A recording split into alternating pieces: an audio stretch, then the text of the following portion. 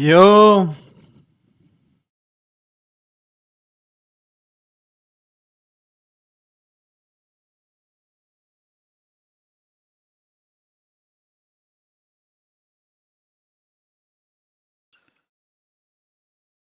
Little G. Hey, he's been on the desk a few we times. You My call him in general. here Literally, when Tex was doing an interview G2 with crew. Pedro Romero in the offseason, Yeah. he said Best of that being 3. called by Valen as an IGL was like being a pawn in his system. That Yeah. he would like control every That's little so thing awesome. about the And, team. He's a yeah. very thorough IGL. Yeah. That's the word that Tex used to describe him. Couldn't agree more. It's going to be exciting to see this team take the stage here, as well as crew. Two fantastic squads that we're going to be treated to. But since today marks the debut of G2 at VCT America, let's actually go ahead and take a look at the journey that brought them to our stage. I'm really trying to prove this year that, we've been deserving to be here all along. We were formed back in 2021, and we first competed in open qualifiers with no one really knowing who we are. And we ended up making it all the way to the main event, which was like a 128 team open bracket, and we made it all the way to like the top 8. After that, we're like, whoa, what? With our original team, the Guard, we were able to go on a great run qualifying for our first international LAN. That's what kind of kick-started all of our careers. People had eyes on us and eyes on the Guard specifically. Unfortunately, we weren't accepted into the VCT America's league. Our roster had to break up because Saya player moved on to playing in APAC, and now he's playing for Team 1, so I'm very happy for him. There was obviously opportunities for people to go and join teams or big opportunities for them individually, but we kind of talked about it, and I think everyone was in the same agreement that we should stay together for the better of each other, honestly. We learned a lot together. People were able to be bold in those moments and say, hey, like maybe you should have done this better. And we're all really young, so we were just learning about life, honestly, together, maturing more. And with that, you become a better player and a better teammate. So really, we just had each other's backs from that point, and maybe we felt like, hey, maybe this little setback won't be too bad. Like, it'll be an extra year for us to develop. Even though we want to be under the big lights, competing in VCT, we kind of took it on the chin a little bit and said, hey, let's develop together because we have something good going, and let's try to make it the hard way. And it goes 2 for 1 in favor of M80's defense. Joe DeP, though, very well, may have a couple in his sights, and he does. Gets 3 in total. Warthog up top, how about it? The Guard will hold on amidst the rolling thunder. And that's the team play of the Guard coming through. We had to go through a Challengers circuit. It was a bumpy road in Challengers. Like, we didn't win anything early. We didn't win like the mid-season invitational. We never topped our group. Like, we were always kind of whatever. But once we got into that LAN environment in person and we felt the energy, like a whole new team came out. John gets 1. This surely cannot happen. Someone's got to hop onto it, though, and Valen, cleans everything up around it. It's a 1v2 clutch. Oh, my goodness, hold on a second. Just down to Trent. John Cutie gets to the halfway. Recon pull down, and the shot lands. No way. Look at Nat challenging again. He hits the head of 1. Oh, my goodness. Trent to find the final kill. 71 days since the rookies made it to Reykjavik, but today is the day where veterans qualify for VCT. You're Ascension champions in the Americas region. From there, we transitioned into G2, and the history books are waiting to be written for this year. We picked up a new player from Cloud9, which is Leaf, and I have nothing but great things to say about him. I think he's an incredible player, incredible teammate. The sky's the limit for a team like us who have been through so many challenges. This won't be new to us. I'm going to keep it a $150 with y'all. If that didn't make you a fan of G2, I don't know what would. What a team. We're going to see their journey happen here at the VCT America stage. So our coaches are standing by and ready for map selection. Okay, map. Hi guys, welcome today. As you know, teams were decided via coin flip. So G2 is Team A, Crew is Team B. So you will have first map ban. We'll ban Lotus. G2 ban Lotus. Okay. We ban Bind. Crew ban Bind. And you have first map pick. We'll pick Icebox. G2 pick Icebox. Holy fuck. What would you like? We play defense. Crew pick defense. And what map would you like? We play Sunset. Crew pick Sunset. And would you like attack or defense? We'll take defense. G2 pick defense. So we're gonna you have see a 1 map ban. Sunset. Finally. We'll ban split. G2 ban split. And what would you like to ban? Breeze. Crew ban breeze. Side of the map Ascent. is ascent. And what side would you like? We'll pick defense. G2 pick defense. So just to run Damn. back through, G2 banned Lotus, crew banned Bind, G2 picked Icebox, crew picked Defense, crew picked Sunset, G2 picked Defense, G2 banned Split, crew banned Breeze, decider map was Ascent, and G2 picked Defense. Best of luck today, boys.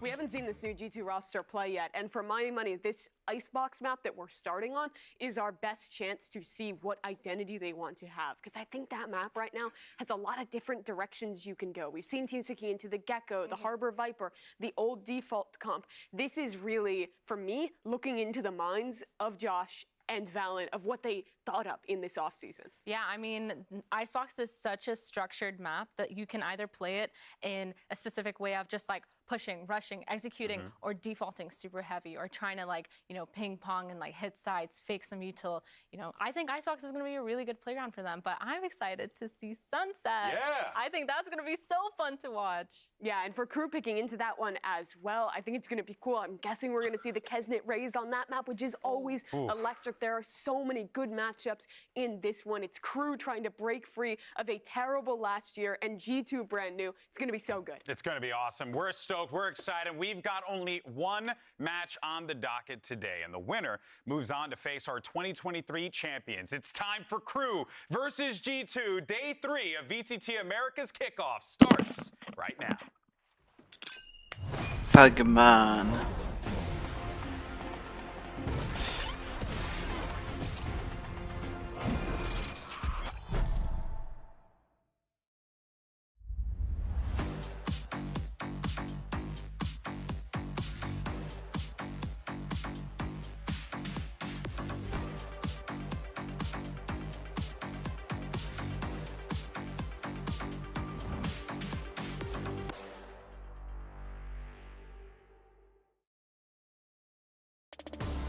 So our debut match of VCT 2024 is against Crew. Crew's obviously a strong opponent, and they've shown that they can be one of the best, like at LCQ last year. Entonces deben tener algo que debe sorprender a la gente, pero nada, yo creo que ansioso por jugar contra ellos y enfrentarme a un nuevo equipo. Someone that sticks out to me is like Kesnet, because he's such a strong duelist and he creates so much space, and you really gotta just put respect on a player like that who can take over and win a game for his team. Siento que van a ser partidos duros, partidos que vamos a tener que estar todos conectados. No sirve con estar 2, 3 personas como a full. Siento que vamos a necesitar de todo el equipo. I'm just very, very excited to showcase my team finally on VCT, and good luck to Crew, because I think it's going to be a hard match for you guys.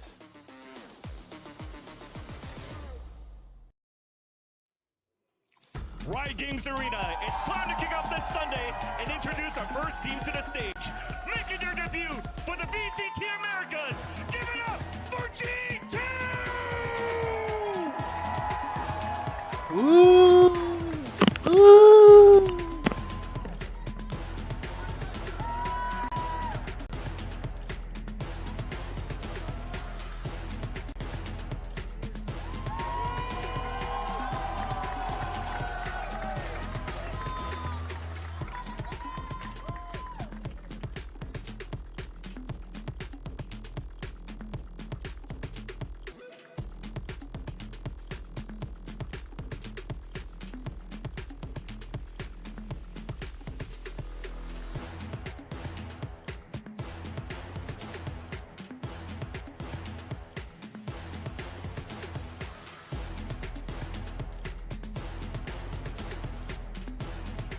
Y sus oponentes ya están listos. Denle la bienvenida a la escuadra latina. What? Ellos son Crew Esports.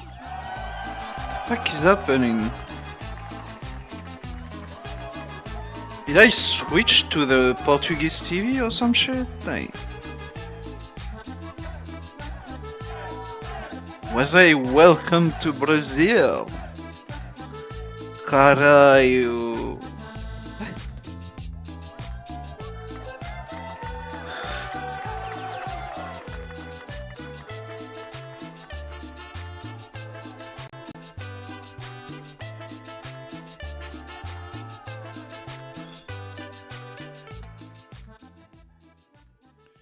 Before we start the match, we want to honor the memory of Cruz Santiago Davies Ruiz, who tragically lost his life last year. Please join us as we pay respects with a moment of silence.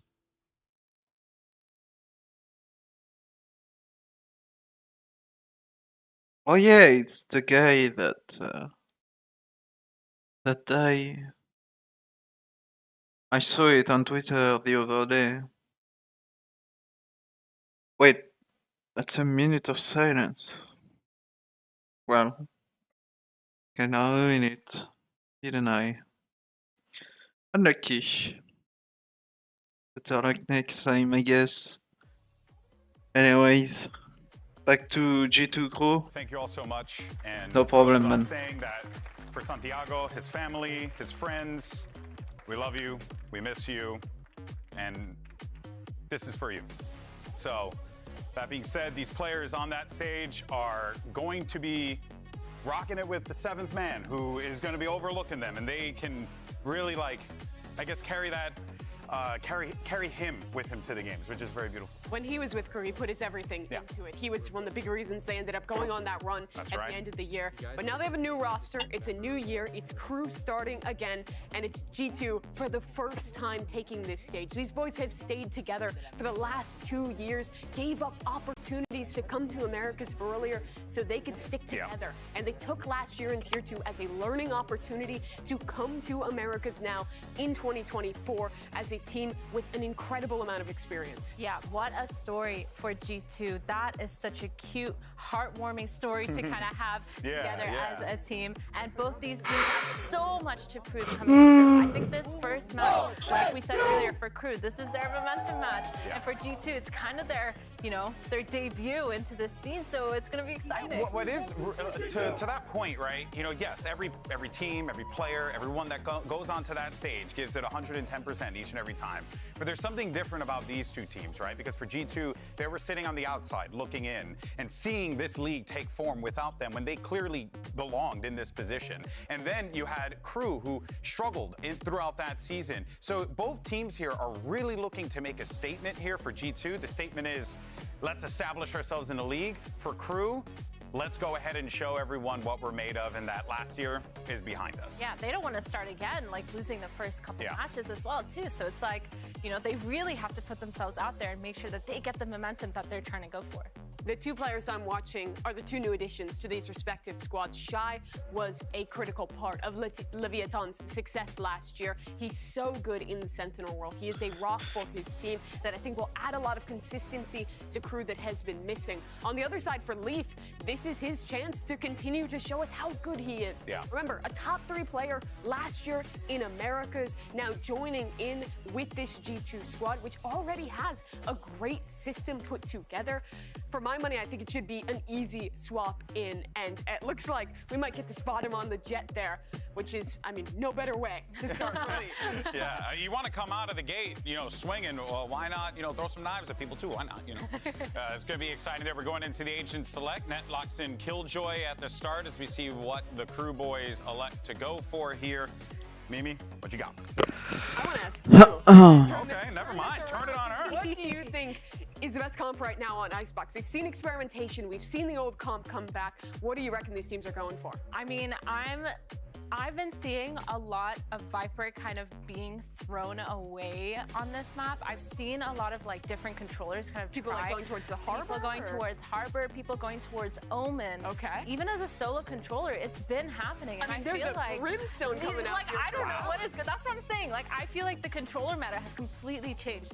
I don't know if they're gonna try to go for a double controller, but I feel like right now that single controller, not Viper, but we do see a Viper as I say that, is gonna be something that's super interesting. And I don't know. Seeing Killjoy makes me a little bit disappointed. I thought I was gonna start seeing some crazy deadlock stuff, but unfortunately I'm not on board with that. I think Killjoy is here to stay on this map.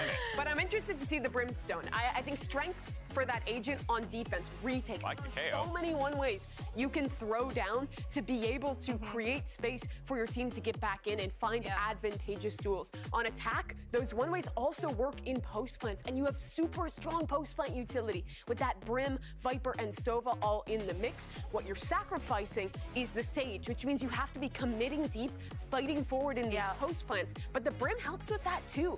You can smoke back sight on that B, push all the way back through into Snowman. It unlocks a lot of options to make up for what you're lacking without that wall. Yeah, exactly. And then the double controller makes it so that you can push, you can throw, but it's like, it's not that big of a deal. So again, interesting. See what happens, and let's do this. Riot Games Arena, can you please make some noise as we get ready for our first matchup, our only matchup of the day. It's going to be a good one. And on the call, as per the usual, it's Bren and Sideshow. Thank you very much, guys. Excited for this one. Yeah, G2, some Nice. call them the hydrogen bomb, but does that make Crew the coffin baby? We're about to find out, honestly. But honestly, after that LCQ run, Josh, I think that's even less likely. This is a team. They've got firepower, and they can go to distance, really, and go toe-to-toe with a lot of good teams. That's the thing. We know that Crew are capable of reaching heights. The question is, are My they money is able on to Crew, do it by the way. in regular season matches, in a kickoff tournament format like this? Because outside of LCQ, we all know the story of Crew. They were close, but they never quite made it to a match victory. And that also happened during the off-season as well. So at the moment, their only wins throughout 2023, their only wins since 2022 were during LCQ when they went on that famous run. So this is a lot of pressure, I think, on Crew to start out the gate strong. Talking about starting out strong here. Clash and a skirmish as soon as the barriers go down. A lot of players about to be meeting each other. Molly towards the side, contact plays walking into it. Net's going to be the first one to take the contact, not quite. It's all Leaf in the feed, fills up with red. That's a G2 overwhelming victory. And it looks like G2 have seen a pistol like that before. They weren't even trying to take space. They were just waiting for aggression coming out through B. And then they step on the accelerator, knowing that Shy would be on the opposite side of the map. And a fairly free plant here. Shy doesn't want to give away his position just yet. Thought he might be able to get a sneaky one on Leaf, but he's got one hell of a task here in a 1v3. A little bit too much to do. No Molly as well to just try and push somebody out of position. Down. 3 players to contest and tangle with. Not going to be an easy fight handed to him. Now, a bit of damage done to Trent. There might be an option here, but not even a tap onto the spike to try and force one of these fights out. Lovely shot onto the head of Leaf as well, but he's still alive and kicking. Jumping up to the high ground now, and yet just playing around it. 4 kills for Leaf. What an opening. If there were any doubts that Leaf is going to continue performing on G2, I think we can... Well, we'll have to wait until the end of the match for sure, but at least in the pistol, it's looking fabulous. He just got gifted 2 right at the start there. Great position, like I said. Anticipation that it was coming. On paper, this is an outrageous move. Adding Leaf, I think the second best performing player of the regular season in Americas last year, to this G2 team should be spectacular. As the desk was saying, we've seen moves like this before that didn't end up actually working how you would expect them to on paper. And if there's anyone knows how to defy expectations, it would be Crew. Certainly. Big stack on the eco. Hoping for a couple of kills here from Crew. That's a pop flash play inside their own smoke. Elsa goes down though, in the midst of all of that. That smoke could not have been more perfectly timed there from MTA. Toxin screen down. Flash. I'm trying to escape as well. All of the fire that's coming their way. Now, it's good from G2 just to slow it. Will crawl, see if they can pick apart any of these players. They spotted out that there is a stack here. They have options if they want to go elsewhere. Kesnit. The Marshall. Always a dangerous player. Yeah, always. Revealed his hand now over the smoke, blocking off the sideline here. Trent really pushing forward. The wall goes down, yet caught unaware. MTA. There will be a free plant. One player left alone here, that is just Kesnit. Dart, they want to chase him down. Look how solid that Brimstone smoke is as well. A 4K in the previous round for Leaf, 4K in this round for Jonah P, who interestingly is on the Sova, a role that you would normally associate with Trent, though, you know, very happy to rotate around the initiators. But did you see the Brim smoke towards the back, allowing them to get much deeper positioning and establish control over site? Unlike the Viper wall, which they're also throwing, you can see that there from Trent on the minimap, the Brim smoke actually allows you to clear sight and look down towards orange, make sure that there's no threats. Bonus. One of the reasons that they're running that. But it also gives you good post-plant We have molly. two Vandal, and a Guardian, and two Stinger for G2. His way to the Blade Storm. It's like very playable. Like they only lost one. Despite the fact that G2 They only managed lost to push out Leaf B on the last pistol, round, so is not afraid. No. it's a very playable bonus. Never met him. That guy is, I mean, Kesner's a menace. And he gets going as well. Real high skill player. Putting it out there, just an attempt to try and break the turret, a bit of mid-rounding still. Let's get rid of it, a bit pesky. And look how they're using the Brim Smoke again. Valen put a Brim Smoke over towards Orange to make sure that they only had to worry about that one angle. It's been re-cleared by Crew now. But this has pulled people away from the A site, and that's Valen's idea. Who's this guy? Drops down. What Back a to lineup. side. Really great lineups, honestly. Look at all this utility. It's going to be used to clear through. Leave over the top. Oh, MTA! What a shot. To the big stage, yeah. Beautiful shot at that. With Leaf being brought down now, this is really difficult. 35 seconds left. How are you going to get the spike down? You're going to try and fight for that backside control. Molly onto the top of the rafters. Okay, nice trade. An even trade right now. It's going to be favoring Crew in this situation, and more. Kesner's here to play. Rips away the hopes and dreams. Trying to have a nice and easy round, leaving it just up to Trent.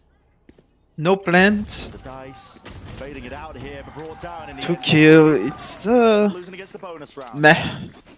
Some awesome shots from the Crew players. Yeah. It's like NTA's good, but punish it's onto not Leaf like. was sublime. It just It's took the okay. sting It's out not of that even good. exec. It's an okay bonus. And then, of course, Kesnet mopping up towards the end, as you would always expect him to do. And take a look at this on the replay. I mean, wow. Leaf can barely react. He's coming around the back of the Brim Smoke. A wonderful job. Crew are really proactive as well. As soon as the turret was destroyed in that round, they were clearing the 2 free players into mid, making sure that they weren't pushed up behind that Brim Smoke that you pointed out. They knew immediately it was going over to be the 8 hit. And here we see a Brim Smoke on top of Boiler, threatening like you could go for some kind of push. Shy has an alarm bot there, so they're not crazy worried, but double Brim Smokes do threaten like they could have walked underneath Tube. And that's pulled 3 players on top of the one that would usually be there. You can see how the Brim is going to open up the edges of the map for G2 to play, because it creates so much threat in the middle by obscuring these sightlines that G2 should be able to walk in easier Right to here. A and B. Spike drop. Winning it out. Orb up now facing together here. Lots of players ready and waiting, including Kesnet. He's getting a bit of a move on here with a flash. Oh, okay, that. There's a dart and a flash combo, but as well, just doesn't It's really a big connect in duel time. for Kesnet G2. Brought down, removed. Away from that one, the first step potentially there for them, but okay, return the fire. There's a bit of a gap there in the smoke. That's what Klaus was using. So 4 versus 4 now. Again, 35 seconds left. Time is running short here. If they want to try and commit to this B side, Jonah P really just taking all the space up onto the side, getting that plant down into a tape. Safe corner, MTA. Taking out Melza there as well, though. That's a spike drop down. But now he's left in the 1v3, so this is still very difficult. Yeah. And G2 punish. So G2 really nicely working the map. I like this Brimstone pick so far on the attack side. Valen's certainly finding a lot of value with it because it's drawing Crew away from the edges. And you saw there, I mean, that's the slightly missed Brim Smoke that you were talking about, Brent. But actually, the damage had kind of been done prior to that because they wanted to contest yellow, but they were so far away that in running up to try and play off the back of that flash recon, Kesnet ended up overextending himself a little bit and giving his life away. Forced down to the halfway for Crew. Again, a stacked all day. I mean, guessing correctly here. Shock Molly combo. Yeah, that's a good util combo, and Crew almost got caught. Up into Nesto. Got to try and get that spam. That kill Shy is really far forward. And he can't escape it. A lot of the gambles from Crew. They really are, guessing correctly in terms of where the bulk of the forces of G2 are going to be. Kesner's got the dash though. Real chance of him to just rip ahead straight off, but Valen's got the cover. Great freeze in the round, again called by Valen. 2 more players here, but with the weaponry, maybe they'll make short work of it yet. Moving forwards, Klaus. And MTA don't really stand a chance there, hopping across the ropes. Oh, they're just so speedy, zipping along the ropes, firing at them with a Vandal. It's unfair. And Melza has spent this round thinking about pushing out B, saw the alarm bot. Net was in spawn the entire time, making sure that that couldn't even be a threat. And Melza's just had the worst time of things here. But such is the life of a Viper on Icebox. I can tell you it is sometimes. Just play and retake. When the 8 hits come in, your team don't stop them. You're like, oh god. Nice shot. Good shot. He has to And that could be a deal big difference damage. maker. If he can get one more, build it up. One headshot would do it for Leaf at any distance. That's all he needs. Players though, pushing up. He heard him. And not quite. And that picking them out. You know, that really is a large difference. If Melzer had his ult online, there are a lot more things that Crew can do with rotating around their defensive setups. But it's quite hard to play for an orb, to be honest. I mean, green is more difficult to hold on to now than it was before in the old Icebox, where you could have your Jet fight over it aggressively. And you've seen the shock molly combos that G2 are I feel like that this towards is A. Wouldn't be surprised to see classic another one of those happen, Icebox, just to you know. deny an ult orb from Klaus or Melzer, who are very close. The defense Doesn't look like that's what they're going for, though. could be better. Trent prioritizing that orb, the smoke towards mid. As G2 has player teammates. I wonder how they are going to use the Down towards B. Even if Brim he doesn't really like his ultimate. chances I there, guess the Reaper's post open now. plant. Won't be too many players unless Net decides to take a lurk out through B. Seems unlikely though. He's just playing it safe, making sure that he can just hold for the push. There's probably no action there. And you heard it from Tex earlier. Maybe as an anti-killjoy ult. I'm surprised he committed to it. They And then he could. got suppressed anyway. Yeah, that was MTA's ult forced out, I believe. That's a win for Jonah P. I'd take that trade any day Yeah, of the I week mean, as the attacking team, especially with no dart pick. Yeah, no one was scaling with the Hunter's Fury either, but it made it feel like almost it was a push. Pulled out the ult ahead of time. Now 50 seconds left. The team can start to regroup. So G2 here over towards A, but again, it's a lot of players from Crew ready to meet them. That's a great knife. Yeah. Crew got the right read for sure. This Util's just getting nothing done here. This is looking a little bit awkward. Orbital strike. Cuts up the site here. Leaf dashing ahead there. MTA once more taking care of him and finishing it. All goes down now, still with the Brim Smokes. 30 Dividing seconds up the sites, but can G2 conquer? That is the question here with the plant going down. No, the fight all the way going in a favor of Nice. Crew. Good trades from They've got it Crew. on lock with the entirety of that site. Good Second shit. round earned. Two teammates for one. That's another instance where Crew are able to take down Leaf very early on as the exec comes through. I think a lot of it is just spamming based on where they expect him to be scaling. Take a look at in the replay here. Yeah, it's just into the smoke. It's not like Leaf gets seen.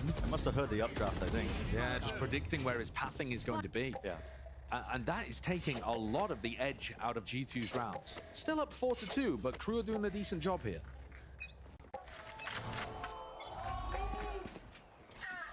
Down towards mid. Finally that Viper's pit. Pac-Man ult. Yep, drop that one down onto A. Makes it nice and easy. You can stack defenders out towards mid here. Shy with the alarm bot. Broken. Klaus over the top of Boiler. That's Net taken out. I think that was just a bit of a spam kill. Dart is going to be good here. He's Good gonna- connecting. Now they know with that shot fired. Hunter's Fury to force them out into the open, into the window. Good You can't shit escape from from it Crew. still. There it is. Damage applied. With Trent falling now, Valen is left to just try and rush into it, take some risks here, but he's lit up once more. Should be an easy kill, should be, but isn't. And now the Viper behind swinging them. out of the No pit. way! And Melzer has just given an open entry to Jonah P as well. These two players from G2 can now regroup and fight on even footing. Planted. Molly missing a little bit late here. Valen's definitely weak, but it's 2 versus 2. Flash, that's a nice one. Just over the side of Jenny, but they haven't cleared this corner to tap onto it with the smoke as well. Out towards the side, and each individual player wins their fight. G2. How have they gotten away with it? How have they gotten away with that? It's Valen just muscling his way through an awful situation. I think Crew played that excellently. Klaus' awareness that someone was coming through the smoke, perfect. Then the dart and the ult, excellent. The punish in here should have been perfect. And yet Valen just outskills a couple of players. And the round is flipped on its head. Pure individualism from the IGL. And that's annoyed me, that as well, because that's gonna count in the stats as a successful mid to A hit. Ah, okay. And those almost never work. Why? Do you have personal stocks in that, Phelan? I do. Okay. G2 playing And, another slow beginning yeah. to this round, anticipating some level of aggression. That's from KZ. It's not a somewhat bad of gamble. force And then the by turret is from smoked Crew. off. A different Brimstone smoke position. Like, I think the goal there is Jet just to try doesn't to have pull full players armor, away. Kyo doesn't They're have hoping full Kesnet is armor. not on this angle. Can't get a dash off. Another great trade. Valens having a monster performance. Sova should get the gun. Shut down Kesnet is a massive win condition for you when you're playing against this crew team. Oh, it's too far. Put Molly, perfect placement as well. Forces TA towards the back. It's of the way side, too of the side. far. Again, it's that from smoke flash through it. 2 kills for him. Okay, Try and find a we third. cheat. Why not? The orbital strike was just a little bit ajar there. 2 players suppressing over the last 2 are. We really expecting Valen to try and do it again. I don't think it's likely, is it? Have to go for it. Contacting both of them now. Only real chance here. Okay. Surely not. There's one, but it's dealt with. The deep position of net. Jump spot as well. Good discipline. Klaus. It's off to the side here. No way, Valen. No way. For the ace. On for the ace. A clutch like that. Denied by Shy. Okay. Oh my goodness. You hold your breath and believe for a moment. Oh. The crew Varin fans is getting behind them. But that is now 2 rounds where they should have just easily dealt with what G2 were doing. One slipped away, the other way too close. MTA though, these flashes have been excellent. He's a player He's online for sure. Tier 2 player coming in to replace Nags. Yeah. Having his place on the roster as the flex player and looking immediately on stage like he's got some great ideas, good timing, not afraid, not letting the nerves get to him. The firepower's there. Certainly is. So now G2 are going to take a tactical timeout. There's a few things here, and the Brim Smokes were pulling a lot of people towards the middle lane at the start of this. Now, not so much. Now, Valen smoked off the turret in that round, and Kesnet was still trying to fight B. So there is now a possibility that you can follow those Brim Smokes a little more and use them to lurk through mid. We'll see how G2 decide to fight for this. One of the other things that crew are going to have to be thinking about as well is that the Viper wall going up, Brim Smoke's behind. When the Viper drops the wall, when Trent drops that wall, suddenly everyone from G2 is fighting on site. So that makes it really difficult to hard anchor. MTA did a great job of stopping it that time. Is it replicable?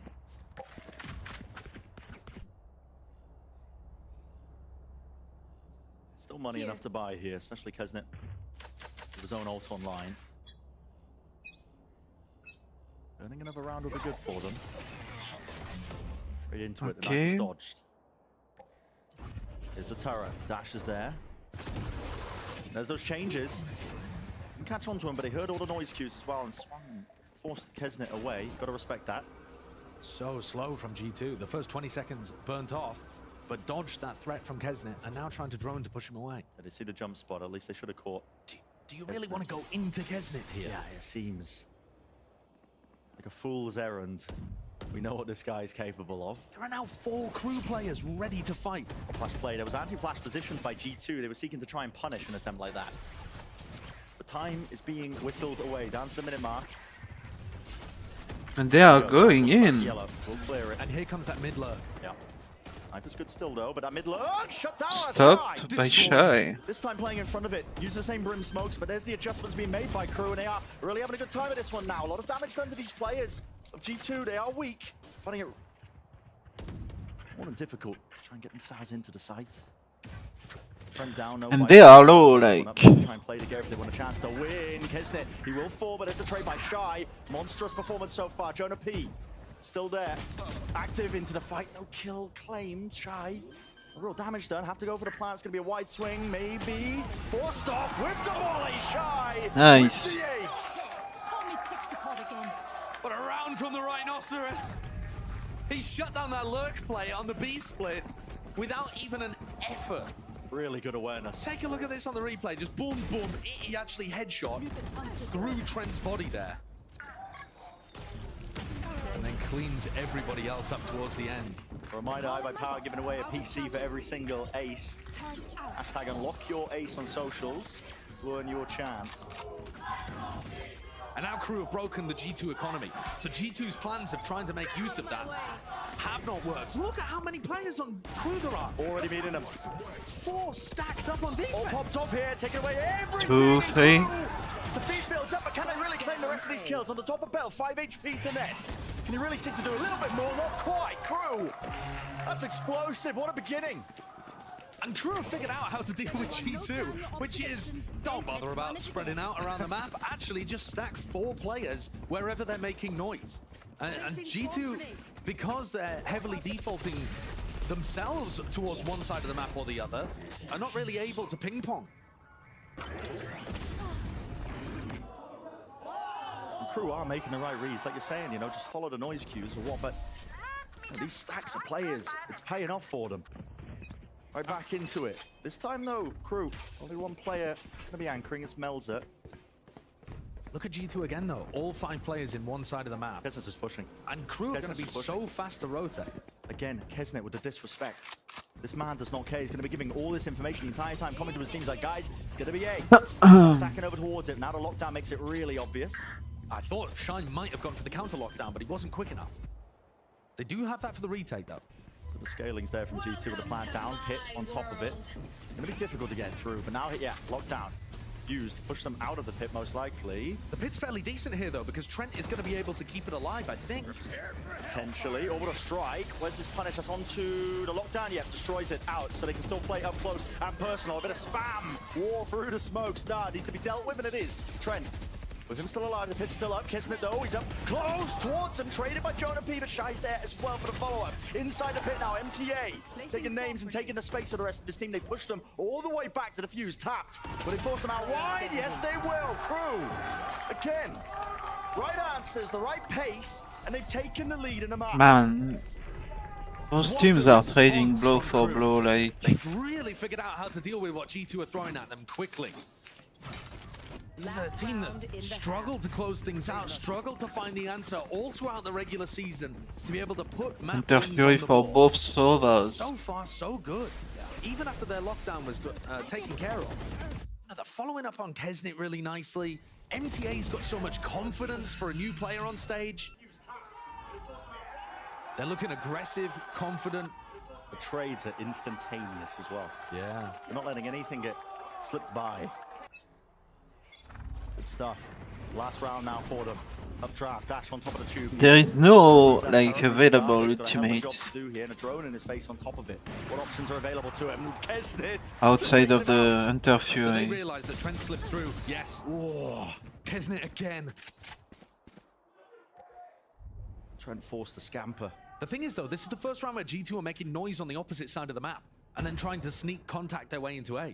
There was a shot there from Valen, though. He's just given away that at least somebody's towards A. Yeah, I mean, So the they wall might be able to goes get up that as an back answer. without getting too heavily pressured. Elves are still with the mollies, but not enough to deny the plant. Alan's doing this in an unconventional location. It's going to force G2, I think, to be like a little bit up close here. Valen himself doesn't have the Brimstone Molly to play post plant, so he can play aggressive on site. Net's already placed those down. They have double shot, double snake, well, one snake right now. Gonna have to with this one here is the take. Crew moving forwards. Kesnet taking out Hunter's Fury to set it up. Crew need to be taking space. Net doesn't nade at your feet and you're down. All the way through. That's Jonah P answering back with his own. And Trent, he's still there close to the generator. All up to Klaus. I saw him. Starting to work against him. The pressure mounting. Shot down forwards. That's a kill found. And one more player is low. And like I said, the spike was not planned for him. A tap, but he doesn't stick it. And the win conditions running out. No time. 6-6. But a really, really nice attempt. Great try, just a little too slow. And G2 in round 12 might have just managed to figure out the solution at the 11th hour. You know, being able to get that plan down and tick enough time off before Crew swarmed to meet them. That was a very competitive half from both teams. Oh, yeah. Super back and forth. But that's how every Crew map was during the regular season last year. It always felt competitive. Every single time. Vancilia is actually I don't know. with G2 Shazam. I feel like Thank you so much, Brennan Sideshow. I'm joined here by even though it's 6-6, it's still Crew's advantage because it's like it's G2's map pick, so they should be able to play both attack and defense. Yeah, it was a lot of fun. It was my first time at the arena, actually. Right, like So if it's you pretty pick chill a with map, all the fans. We gave out some cookies. you want to be able to play no matter what That said, the enemy Ned had an team interview picks before going first, to this so game that they had really what it takes to really win Americas pretty much for the kickoff. You had a chance to play against feel them like during the Crew is still Challengers. ahead, What do you think is the biggest strength that G2 currently has here with this roster? which means we could only see only two in the maps. scene right So now, and I think that built like a lot of chemistry for them. No matter the situational, it feels like they take their time, they're patient, and they know how to work together and come out of a round that's probably not favored for them. Speaking of chemistry, there was a lot of chemistry in the Clouded games yesterday. I wanted to know, I'm pretty sure you watched the games because everybody else probably watched it, right? So tell me about what you thought about the Cloud games. Loud and Sentinels, pretty much. They're a lot of fun. They're very exciting. Loud is always like a really fun team to watch. You know, Ascent might have gotten a little stale with some of the comps, so it was exciting to watch, you know, something creative and new. And I enjoyed them very much. All right, now is G2 looking so far in this Icebox? I mean, you finished a half at 6-6. Do you think they have what it takes to close the series? Yeah, I mean, I'm always going to be biased, but yeah, I have faith in the guys. They'll 2-0 this. Awesome. Well, Shaz, always awesome to see you, brother. All the best, and we'll pass it back to the casters. We're getting into the second half, surely, but yeah, super competitive. I mean, a 6-6 half. Can't ask for anything better. I mean, I'm just taking a look at the scoreboard because I got blown away by the macro and how they were reacting. But having a look, seeing MTA top of the scoreboard, it really feels like he's having a lot of impact. And then I'm looking over towards the other side. Leaf got 4 kills on the pistol round, and since then he's been 3 and 10. Just getting shut down at the start of so many of these rounds, so he has yet to really come online. Half of that because I think Crew have just got really good anticipation of how he was playing on the attack side. Look at the patience on show by Crew here on their attack side, anticipating that aggression. You're right, you know, the Jet players, particularly Leaf, really a bit of a fall off. We'll see on the defensive side of things are a little bit easier for him. Yeah. Usually they are. And you think about how Crew got that success at LCQ, it was by playing very disciplined 1-3-1 defaults, where the 2 players on the outside of the map would never make a mistake. Super disciplined. Leaf feeling like he had to overstay his welcome there, but a couple of shots off rattled Kesnet. He's in, out towards yellow now, clearing out for the rest of his team. Taking the space, but the wall's not up for the rest of them to cross. Dash active, maybe a little bit too early for Leaf. Unlikely to get value, and yet fades away. Here's the wall. Again, no noise being made. Look at it, creeping up. They're going to pop flash through, potentially with a knife. No, a tap. Seeking some sort of response here, trying to meet them with just pure, raw manpower. And they are being met with G2. Got players towards the back. Leaf and Valin respond in time. solid from G2. Great cleanup from G2. Crew had a great idea there. It's the second very convincing pistol from G2, so so that they could punish them. as I say, they have an idea of how they want to play Icebox from start to finish, both attack and defense. It's one of the first times actually where we've seen the kind of team fighting and brawling from Crew disintegrate a little bit and look a bit sloppy. Yeah. And it might have come at the worst time because that pistol is so important at a 6-6. G2 take the lead back. No outlaw from G2 and no shield from Crew, so Not that the smoke is going to stop a shock molly combo, but very it will interesting. stop somebody trying to get eyes on him. Look at where Net has put Outside of the jet, so he's got one to they try are to deny the basically plant, dry. and then he's also got one in case they try to fight aggressive onto it. So he's thinking about how MTA might want to use those flashes. You can see it almost at his feet here, blocking up that choke point into Snowman. Spike going to be rejoining the rest of Crew, making their way over towards B. Now Swarm was removed. I would assume that Valin has some kind of molly lineup to the default plant as well, though he may use it in a retake. Slow beginnings here for Crew. Really slow. G2's entire game plan just revolving around. G2 is giving up a lot of space. They are really playing these. Here opens up just one of the sight lines, escaping away. Mel's is on one. Literally These one fights safely. Make sure they can clear this one. Look at the way these smokes are just so good at just segmenting the entirety of this side. A push through from NTA is barely dealt with enough damage done still. Everybody will fall. And same as the second round from first half. only one G2 member dies. It was the Jet, and now it's the Killjoy. So they could have a really strong bonus. Molly as well, spray into the smokes. A really strong shot at bonus. And then focus on putting pressure on the defuse. Seems like And Brim is building his ultimate an idea maybe of how they can play around it. really fast. Like he's already at 6 stacks. G2 with 3 bulldogs. I don't know. I haven't paid attention if they are prioritizing him, like for diffuses and stuff. But Deep push again from Leaf all the way into Ness. He's removed the turret early, which Crew was holding. or if he's just the one who got the kills. I think it's the second option. It's kind of wild that you even get an angle to break that knife, actually. They denied a bit of information over towards yellow, and now Crew are a bit cautious of that, thinking there could be some kind of aggressive play. The range on these Brim smokes, I mean, Valen is just... Not a huge fan of the setup for Killjoy on B. Like, Starting to see the limitations of Brimstone, why you used to see Omen played all the time in a similar capacity, but... she kinda like gives up a lot of game plan, just contacting Kesnick, getting a bit of a run on. utility, you know. Left in the tank, the wall goes down, Kesnick faces with the dash. Still Like there. her bot is almost always gonna be destroyed or find no value, and she's gonna pop a molly on automatically, kinda like as an autopilot, which is I don't know, very predictable, and you see who play really slow about it.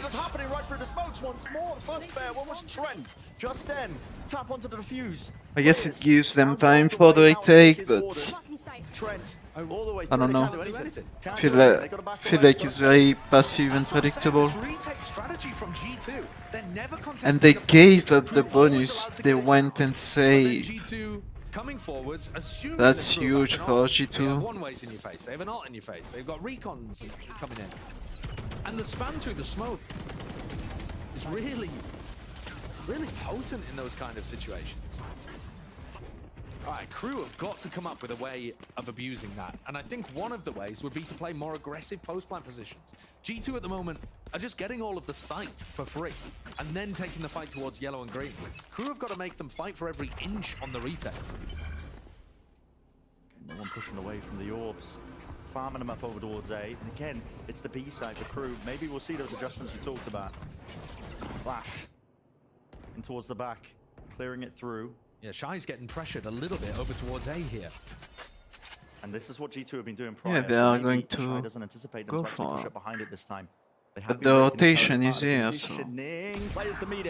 Oh, the timing is good for Shy. He's backing away. Just taking the one casualty. He has to go, yeah. Disengaged for now, but a great opener. Maybe Crew can work off it. And a pretty great read as well by Crew. Calling for the reinforcements very early on there so that they were ready to back up Shy. Brave from Leaf in this I don't think they called for reinforcement. I think they just were rotating because they're gonna eat they are going to eat hay. We have an infiltration from the Jet. And he spots the player out anyway. And now we have the call. And the Jet's kitchen, which is always an annoying pause. That's why it's annoying. This round is completely secured. Trent's in an utterly unwinnable spot. There's one from that. Nicely done. Like you have control over like mid to site, like mid rotation, and CT rotation at the same time, like being able to put someone like kitchen when you know there is nobody sight.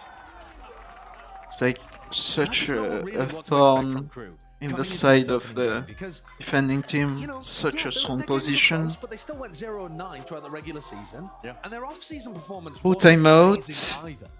So I was thinking, is LCQ just a flash in the pan? it's really difficult to know. But so far, they are playing very competitively against G2. Yeah, Messi's sign's going to go amiss, I think, with the American audience, but I respect the attempt.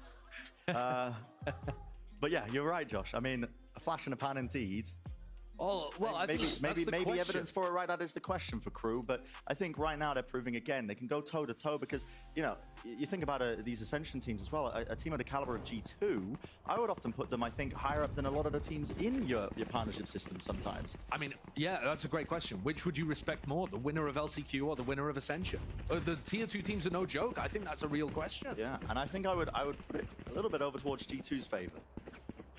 I think I respect that a little bit more, but Crew, can't deny, they've got good ideas. They've got the firepower, they're not scared, they've got the confidence. It's boundless right now. They're only trailing by 2. Can they maybe even it up? Leaf with the operator. You're now on towards B. Certainly could be a game changer. Drone should spot this. Indeed, didn't even break the drone actually as well. Reposition, still has a dash. Can take this peak timing, but doesn't know that Kesnet has crossed out towards the left. And there are no flashes for him to go for that re-establishment onto the aggressive angle. And whereas G2 were often finishing where they first showed presence, Crew are kind of doing the opposite. Most of the time when they take B control, they are now leaning A. And it looks like G2 have the read on this because Trent is already coming to reinforce the A site. A one-way being thrown? Or is that just a default smoke, actually? Yeah, just a default smoke. There are plenty of different one-ways, though, that you can run with Brim on the A side. Super aware. Time just being brought down. 35 seconds. Molly's at their feet now. They can't really cross past that boundary to get into the back of the side. They're finding it really difficult to chew through. Trent is just eating the to the side, into the corner here. Okay, barreling through. That's brute force. Respect the approach here. So Crew have found that opening onto the side, and now this retake pretty much chalked, isn't it? Leaf's got the operator. He's still making his way over towards Rafters. But most likely a save. And Crew found a ton of success there by just relying on their fundamentals. Getting in, I mean, the first step, they found a really good knife, actually, onto Trent and Jonah P. So no opportunity to use shock molly combos onto the planter. So that's a huge bonus right from the beginning. But then by triple facing onto Rafters, they ensure that they just have so many. Oh, no kill. The hunt begins. This operator is important. Leaf really wants to hold on to this one. Longest spike explosion of all time. This man is sweating right now. Over the top. The right click. They got him. Op denied. Spam the box? What? Yeah, look at the economy. Really too feasible to get another one. And again, we are in a situation with like 2 survivors. So yeah, take a look at this swing. It's a flash out from NTA. Else. The utility has been excellent and really well coordinated. Last time it went the way of the it's all over in one fell attack side, I think. Kesnet's happy about that one. They got rid of the op. That was the goal.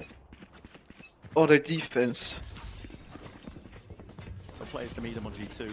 Over towards A. Yeah, it went the way of G2, so attack. No, it went the way of barely spots it out actually. I think he might have had his knife out in that. G2 so defense. Alarm bot broken. I don't remember. That didn't really pressure. Anyways. Accelerate onto A, right? Even though they know that there was a couple of people pushing out B, they're still very diligent with the way that they're clearing angles. Taking the time of it. They are playing like who I take on A. Snake bites. Enough to delay. A tap from Klaus. That's again trying to pull out extra pieces. Still a minute left. Hunter's Fury. Any sort of connection. To the usual spots And as he's well. not really gonna find anything. On the opposing side. It's Klaus. Let's it rip. Again, no kills have really been found. It's a bit of a stalemate between both these teams. The smoke's faded away now. Gonna try and hold on to backside control, but that can be a tricky business plan for Melza. Finally, will he get this one off all the way through? G2 1 for 1. take a fight to them. All the bodies in the world. They are in the site. Really finding it hard to try and get into that backside control. Melza It's so hard to get in the site like properly. Once you've given Once The you've given up the coordination's site, excellent like... from Crew. They're playing off each other superbly and applying so much pressure onto G2 when they try to come back into sight. And that's the huge difference between like the Brim and the KO, I think. Like the KO knife is so annoying that they have to play outside of the site, you know. They have to play outside of A, and then on the retakes they can't do anything. Because Crew baited every single piece of utility from G2, like every single shock dart, molly from Brim, from Viper and shit, and even some Killjoy like nano swarms and shit. And he found someone. And now, look, now they are playing 4 on site.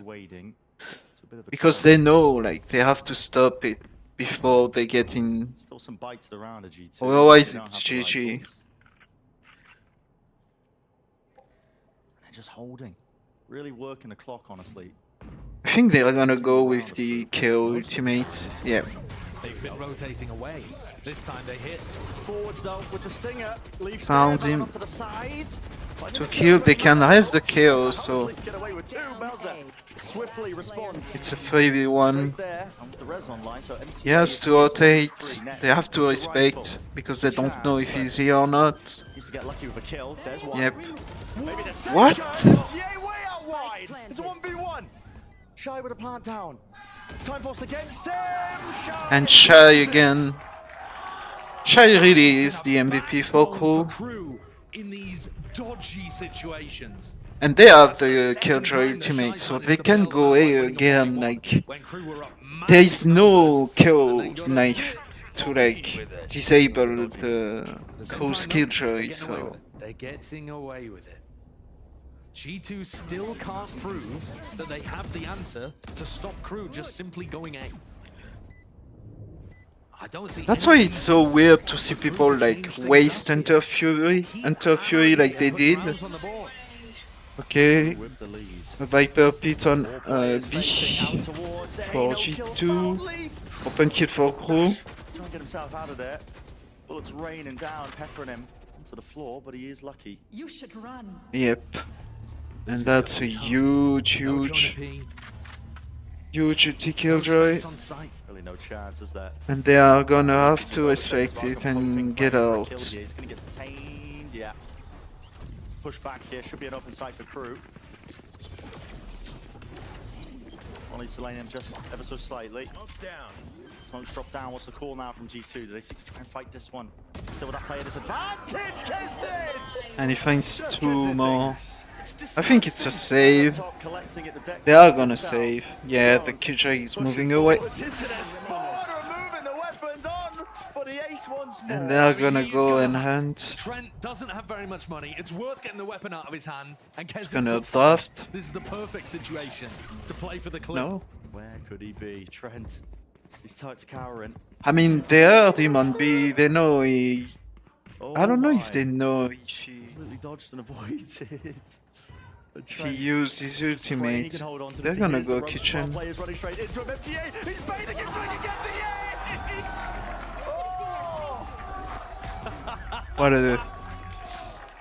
What a ball. Oh, that's beautiful. And iBuy Power actually seething at that. We have to give away another one. And now it's the opposite scenario. So we'll see if that Brimstone ultimate is useful.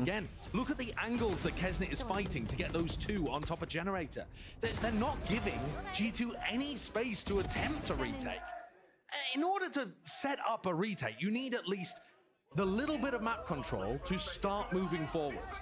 And most teams on Icebox are just going to give you that. They're like, oh yeah, we're going to play for sharks, we're going to play for mollies, that kind of thing. Let's back off and play towards belt. And instead, Crew are choking out G2. And they're also just going A every round. Yeah. Icebox moment. Yeah.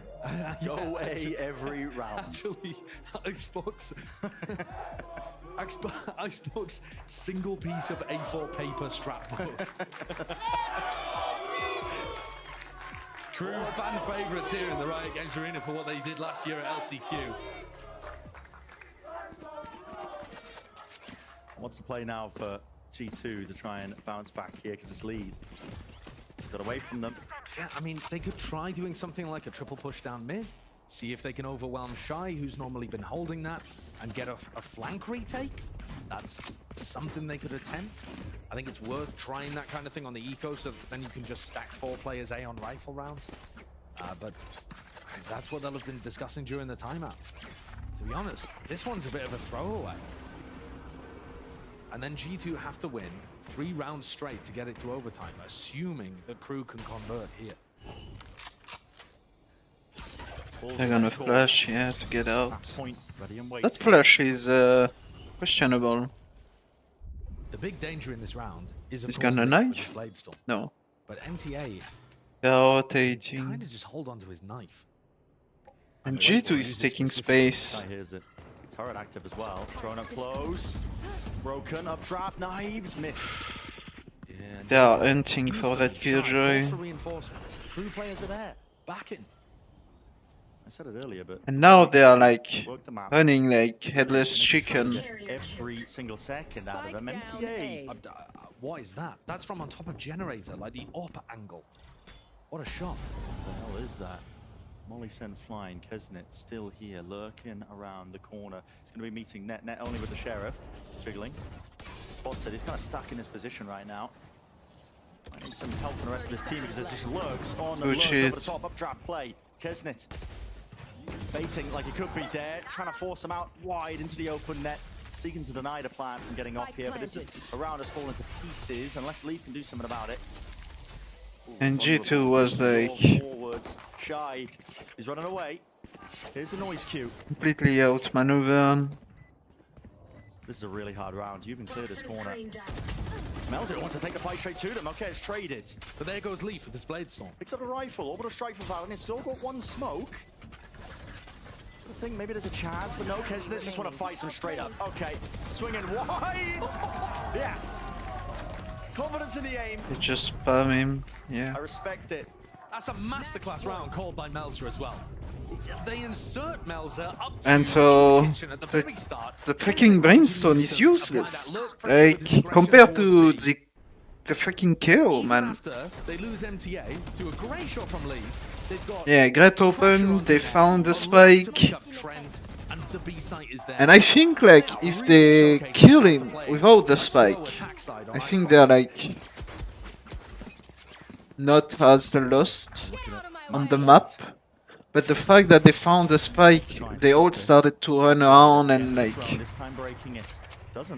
they found a nope. B I think long, that's the kind of confidence you need. B main. They've got to get info to deny Kesnet going for his lurks up towards B. Hard to hold that angle with the op though. It's 2 positions. You can't hold both of them. Into mid now. Isn't there with the knives? This looks like Ned is going to be asked some serious questions of him. Once this alarm bot gets broken, and they know it's here. Trying to find it. Running straight through, not even using util to clear updraft. They're just going straight into their spawn. This is almost unheard of. There's a dart to clear it. Dash through into the back of it. All the way through. Valen this time will contain, but Net, there's the question. 1 for 1. Of him. Melzer taking him out. It's even trades across the board. 3 versus 3. Trent moving forward. Still they know what players there. Straight up through the mid 2A. Melzer. 1v1 now. Spike in his hands. You get the plant off here. Leaf spotted way earlier. Didn't get seen in mid. Yeah. And Leaf's picked up a Vandal. Exchanged it for the AWP. This is it. He managed to plant, like he should have a lineup for that plant. Not a death sentence for Leaf. It's fairly like... Melzer will have to peak at some point. Melzer. Opportunity of a lifetime. That timing, that reposition. Oh, he's gonna find him. Down, up close, corners. Will the fight be won? Yes, Melzer. Damn. If he's Grand opening, grand closing. Melzer called an insane game and wins the clutch towards the end. Crewer hits he's a bested play. here. It looked like they were struggling at the beginning of this map, the very first quarter. I mean, they lost both pistols. Stacking the sights wherever they saw G2 approaching, and that attack So of course they're gonna struggle, like... When you lose 2 pistol, you basically lose 6 rounds. Because you lose the pistol, you lose the echo. You win the bonus, but then generally you take damage during the enemy bonus if you don't lose it. And then the first like armed round where both teams have rifles, you generally have like less armor and shit, so generally like the team that wins the pistol is generally in like 3-1, like. So if you win 2 pistol, you are in 6-2, which is huge. Like it's half of the job done, basically.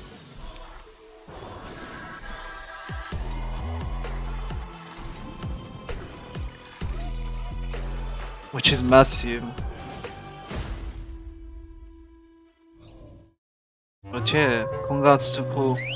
They are above, like they win G2's map pick and shit, like they definitely are above. Red Bull gives you wings.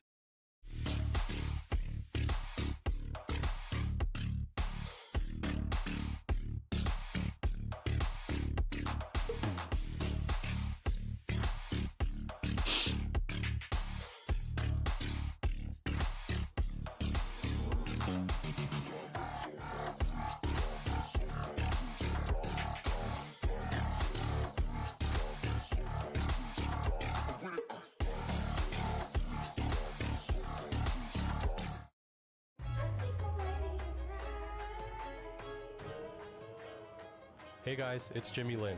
In this series, I'm going to walk you through attack on Pearl. Watch out for the stairs, clear this angle, you're going to be able to fight this.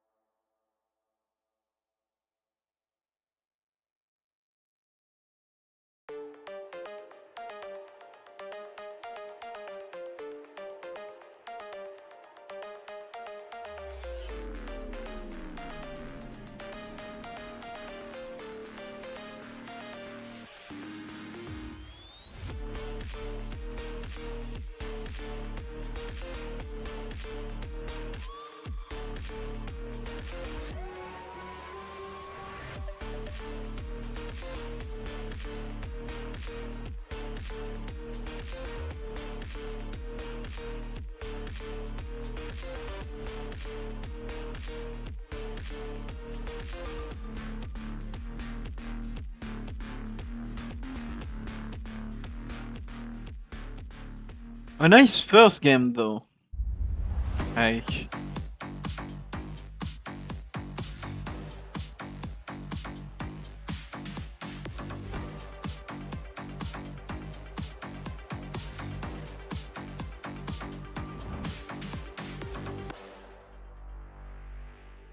I'm standing here with Adam of Crew, and Adam, congratulations on the win of the first map on Icebox. You know, I kind of want to talk about Kesnet. Usually, he's just doing Kesnet things, but most importantly, I want to talk about your new players in Shy and MTA. It seems like they brought a lot to the table this map.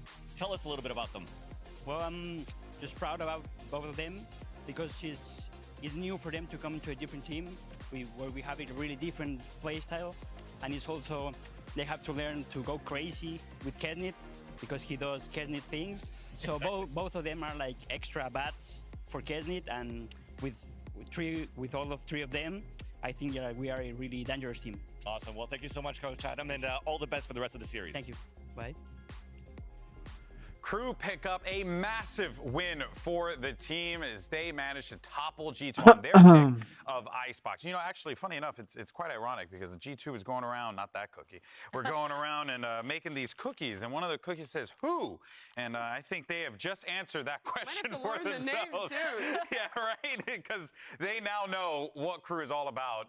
And we were a little skeptical, I think, going into it, only because a lot of unknown factors, right? But I think now Kesnet looks amazing. Like, everything is clicking for this team, and it couldn't have happened for a better group of guys. Kesnet looked great, but really what stuck with me from that game was how good the calling was from Melzer and the read that he and Adam had on that one. That Brimstone comp is not something that you see very often, especially here in North America. It's not something that you're going to be scrimming against a lot, and I thought they really quickly figured out its weakness. It wants to be playing the retake, playing the stall with mollies on B, so they really slowed their game down, played that 3-1-1 style, constantly defaulting, baiting out utility, and had some great late round hits to just destroy G2 on this A site over and over again.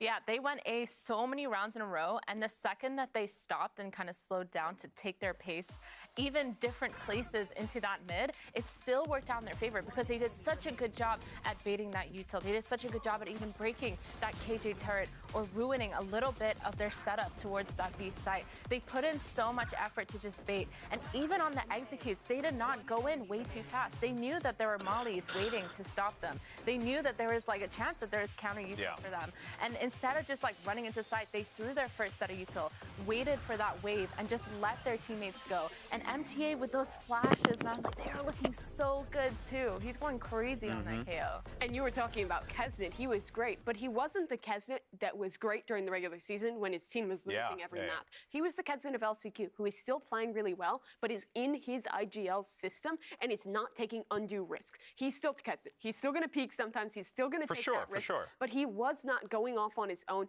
and making silly mistakes and overheating. He was playing into their idea very, very well, and that cohesive product is what made Crew go on a run before, and I'm so happy to see that's continuing here in 24. Yeah, I just wanted to see this team show us some layers, right? Some different speeds, if you will. If something, you know, the game's ramping up, then you meet that speed. If the game's slowing down, then you also slow down, and that I think they really controlled the pace in that second. Yeah, they really did. I mean, a big part of that was this guy, MTA.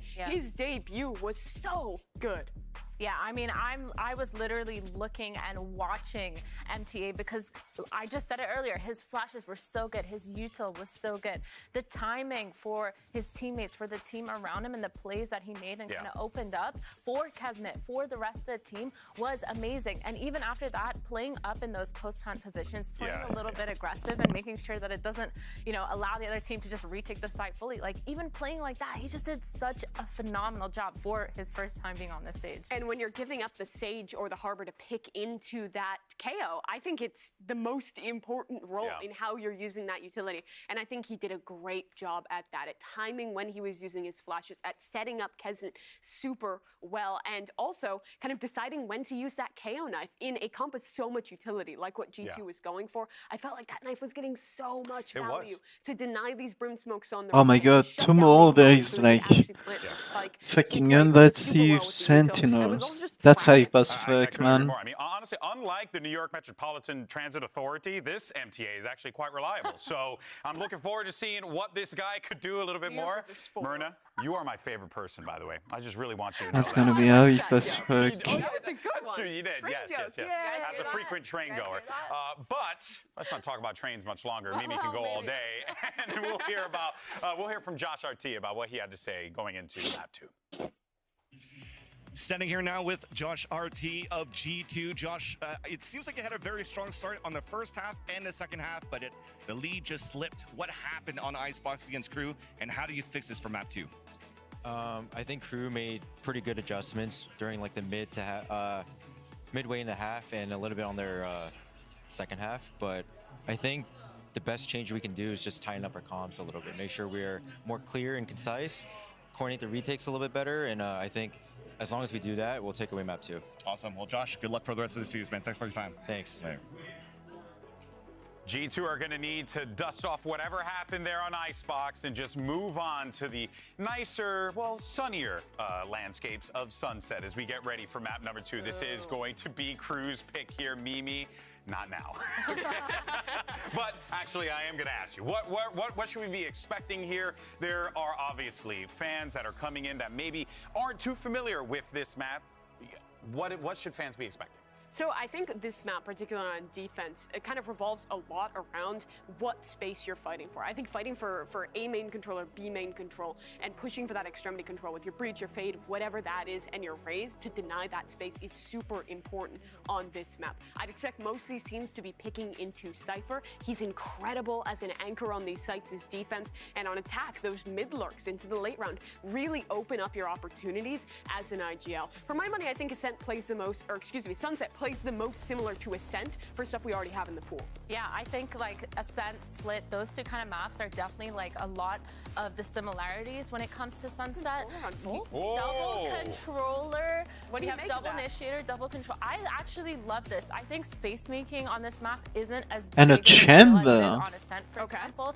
Only because there isn't that A much Sova on Sunset. and you have the chamber just going in, baiting in util, and being able to TP out. You have a lot of ability to kind of get onto that site and bait all that util without actually having to have a jet or raise or have some sort of Bait kill. Wow. That's what Crew's rocking with. They're rocking in the chamber instead. But I think that could work for their style. They love these slow, defaulty attack sides where you give space for Kesnet to work a pick. I'm so excited to see what he can pull out on that chamber. No Cypher. No fade. I feel like they have an anti-Cypher comp almost. I don't know. I don't know if double controller is good. Leading in one of the maps here, looking to take it all away. I feel like pro player put a lot of value in Viper. No, I don't think so. No more Brimstone gaming, but I think it's going to be an Like, interesting map we keep nonetheless. seeing double controller and Viper every fucking map, every fucking time. Like, in this region. Although I doubt most teams are I going to don't know if it's like. But who knows? Who knows? I'm intrigued. I think double initiator does I seem super think strong for two any mollies exits, are really but strong. Like, double controller is also pretty decent for trying to play a little slower, and that seems more towards Crew's style. Let's have a look then. So they've got a bit of a lurk Viper wall over towards B. You would expect that to be countered by the trip most of the time. and they're just Crew running. not slowing Like, down at all. oh wow, what a nice shot! And another pistol going the way of G2. Players will fall, another fight to be taken. Bit of a dink there. Okay. Damage being done. So Melsa, Weak still claims that kill. And that's, oh my god, saving his teammate's life there, out towards the Yep. side. So G2. Another clean pistol for G2. Yeah, that was a fast one. I mean, just from the very first pick, where I barely saw a crew member peek their head into market, and it got ripped off. That was. I don't know if G2's pistols are clean or if By the compositions just there. That's the G2 have really nice, quick responses to B splits. if Crew is just like throwing One of the pistols. important things to think about is that trip that Net just threw. I definitely prefer the G2 comp. I don't understand the Sova. I don't like the Sova. I think a Sky Because you don't have flashes, basically. You need a Sky in that comp. You don't have flashes. I think a Sky instead of Sova would be like way better. And you can see here it's already allowing G2 Or KO if you... But then you don't have the dog. Players tucked up into elbow. So, yeah, I think Sky for G2 would be, in my opinion, way better than Sova. Hard to get through either side of the A split. Sky and then KO, I would put them above Sova. Entirety of this A side is really just under lock and key with the amount of players they got the crossfire set. And the Fade with no raise. Chamber, I really don't like the crew team comp. I think they are like trying too hard. We could see G2 win that map, like. Yeah, keeping all of that weaponry online. Aside from Jonah P. And another four people alive. Creeping towards the Nico, ultimate. He like, had a big start on the previous map as well, and then called out. the same thing as last map. Clean pistol, one loss, and then clean second round, only one loss. And now they have a strong weaponry and strong economy. So crew are gonna have to come back again and play from behind. Is filling in the sentinel role for this team rather than an initiator like he has done in the past. No outlaw too, It does, yeah. but it's a small map. There is not a lot of good outlaw lines. And both teams have double controller, so it's as expected. Still, like last round, crew didn't buy small shield, so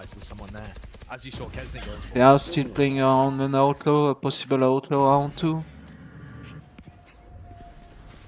20 HP just tipping away here. No kills. Kesnit up to his lurks. Same kind of thing he was doing on Icebox. Yep. In place time. The smoke up into his face, but here we go. Drop down! What a flick and adjustment. Trade. 1 for 1. Good trade. Such an important kill that Jonah P gets. Because if Kesnit starts to get rolling and opens up A for the rest of his team, you're going to have all the same issues that you did on the previous map. Jonah calls for reinforcements, Valen in his spot. Jiggle. The angle, what? A cheeky way to do it, but Shy was only on 20 health as well. Maybe could have got away with that as well if he had a bit more health to him. Team running out now. Trying to scale onto the side towards the back of the box. Jonah P was blinded up and Valen narrowly assists, not with a smoke in his face. Valen was slow on that paranoia. Yeah. He didn't catch onto MTA, and that's why Jonah P died. So now The G2 counter flash was a little slow. Here comes Net. Net. Oh my Wins god. it. That was brought down. 2 players still anchored tucked to the side as MTA and Klaus. Cover going out. Do have those rifles, but it's a really difficult one to try and win. Time being taken. Nate towards the back. Klaus still stand this ground and hold this space here. Do they think this is cleared? Over They the top. saw him. Spotting it out actually with that satchel all the way. MTA's close in their face. They don't have a clue. Let's They go. followed up and turned it into a 1v2. So, Here still. He's got the rifle. There's so much to do. as I said, a lot of damage there though, so good bonus from G2. A lot of unknowns circling around this guy. Good, but he has good stepped shit. up massively so far. It's been amazing. And the KO on both maps, filling in the flex role. What an addition. I think it's fair to say that expectations were not massively high for him. He's somewhat of an unknown player coming up to the tier 1 level.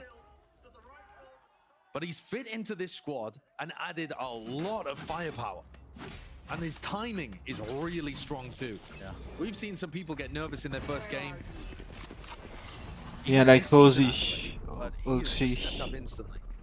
Bit of In a C9. skirmish there, over towards the A side. Good response from Valen, keeping them back. Wait. Yeah, he's on C9. Against the IVR. Wrong on spot. Duration running out. So the ult unlock. Cheeky with the orb, but the one way really does just prevent anybody from swinging.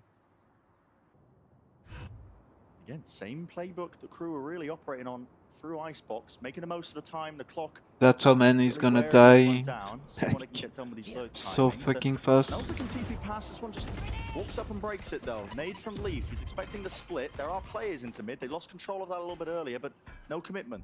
I think breaking that trip earlier in the round. They played safe on me.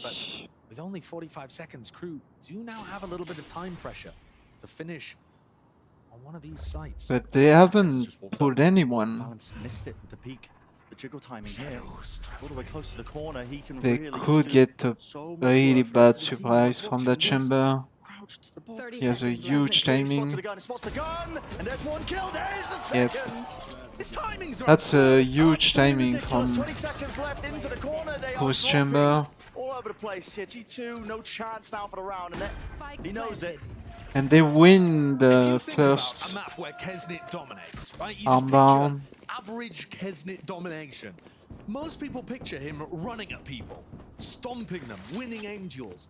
Actually, this match, most of what he's been doing is finding perfect lurk timings on Jet and now Chamber, up weaving his way through the defenses. That's unbelievable. Yeah, he's demonstrating extremely high game IQ. I can't believe the timing he found. That's a nice cam though. They're hunting out his last gun.